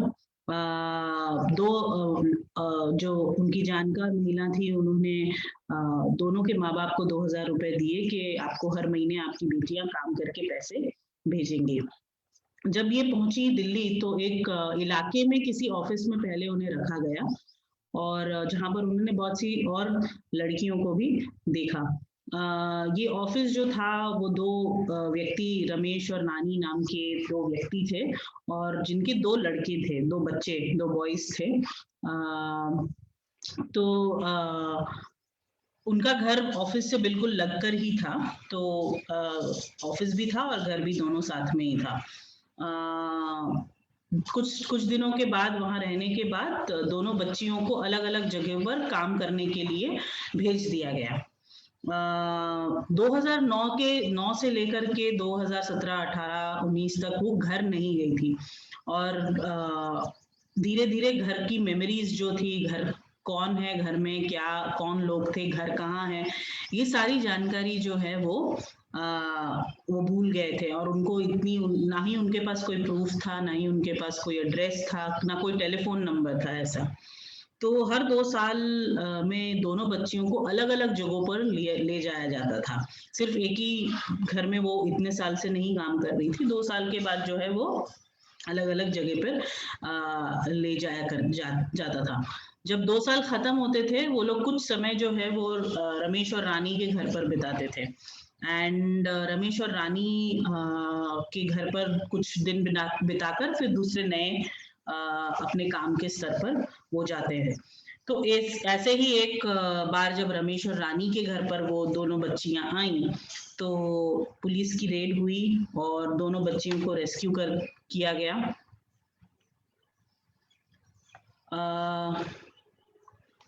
दोनों बच्चियों को अपने घर के बारे में कोई भी जानकारी नहीं थी। टीना थोड़ी सी बड़ी थी, 1 साल बड़ी थी, इसीलिए थोड़ा बहुत उसको मालूम था और उसे अपने पिता का नाम मालूम था, सिर्फ अपने पिता का और गांव का नाम मालूम था। और रमेश और मंजू जो अरेस्ट हो चुके थे उनके पास भी लड़कियों की एग्जैक्ट डिटेल्स या वो पुलिस को बताने से बिल्कुल कतरा रहे थे, वो देना नहीं चाहते थे। जो महिला बच्चों को लेकर आई थी रांची से इनके पास, वो उसका भी कोई जानकारी नहीं था, ना उसका कोई कांटेक्ट था, ना उसके पास कोई भी प्रकार से उस तक हम पहुंच सकते थे ताकि बच्चों के बारे में या उनके परिवार के बारे में कुछ जानकारी मिले। इन्वेस्टिगेशन के दौरान जो है पुलिस को रमेश के कमरे से एक डायरी मिली जिसमें टीना के पिताजी का नंबर था। तो और फिर उस तरीके से और उसके गांव का नाम था, तो वैसे पुलिस जो है उनके माँ बाप तक पहुंच पाई और उससे बातचीत उन तक पहुंचने की कोशिश की। लेकिन इस मामले में ये भी हुआ कि जब बच्चों के साथ बातचीत की गई, इन्वेस्टिगेशन की गई, तब ये भी पता चला कि टीना के साथ जो है यौन शोषण भी हुआ था उन रमेश के लड़कों के द्वारा और उनके दोस्तों के द्वारा। उसके बाद जो केस है सिर्फ चाइल्ड लेबर का नहीं लेकिन पॉक्सो है, आईपीसी की अलग अलग धाराएं हैं, चाइल्ड लेबर, बॉन्डेड लेबर और आईटीपीए, इन सभी धाराओं के तहत जो है केस को दर्ज किया गया। जैसे ही उनका रेस्क्यू हुआ, उनकी मेडिकल एग्जामिनेशन हुई, ये केस में 24 घंटे लगे थे टोटल, जो 24 घंटे लगे थे पुलिस स्टेशन में। 24 घंटे में के बाद उनका मेडिकल एग्जामिनेशन हुआ था, क्योंकि तब तक पुलिस काम कर रही थी, यहाँ पे ये नहीं है वो नहीं है, तो 24 घंटे लगे थे इस पूरे उनको शेल्टर होम तक पहुंचाने। रेस्क्यू करने के बाद टोटल 24 घंटे थे बच्चे, और उसके बाद उन्हें हम शेल्टर होम पहुंचा पाए।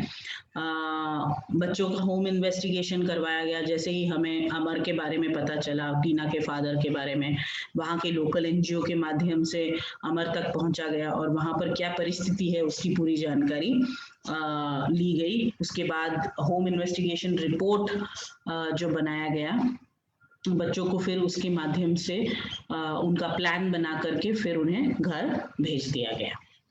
आपके अगर कोई सवाल है, किसी भी समय पर कोई चीज आपको समझ ना आई हो या समझने की जरूरत है, तो प्लीज आपके प्रश्न आप पूछ सकते हैं।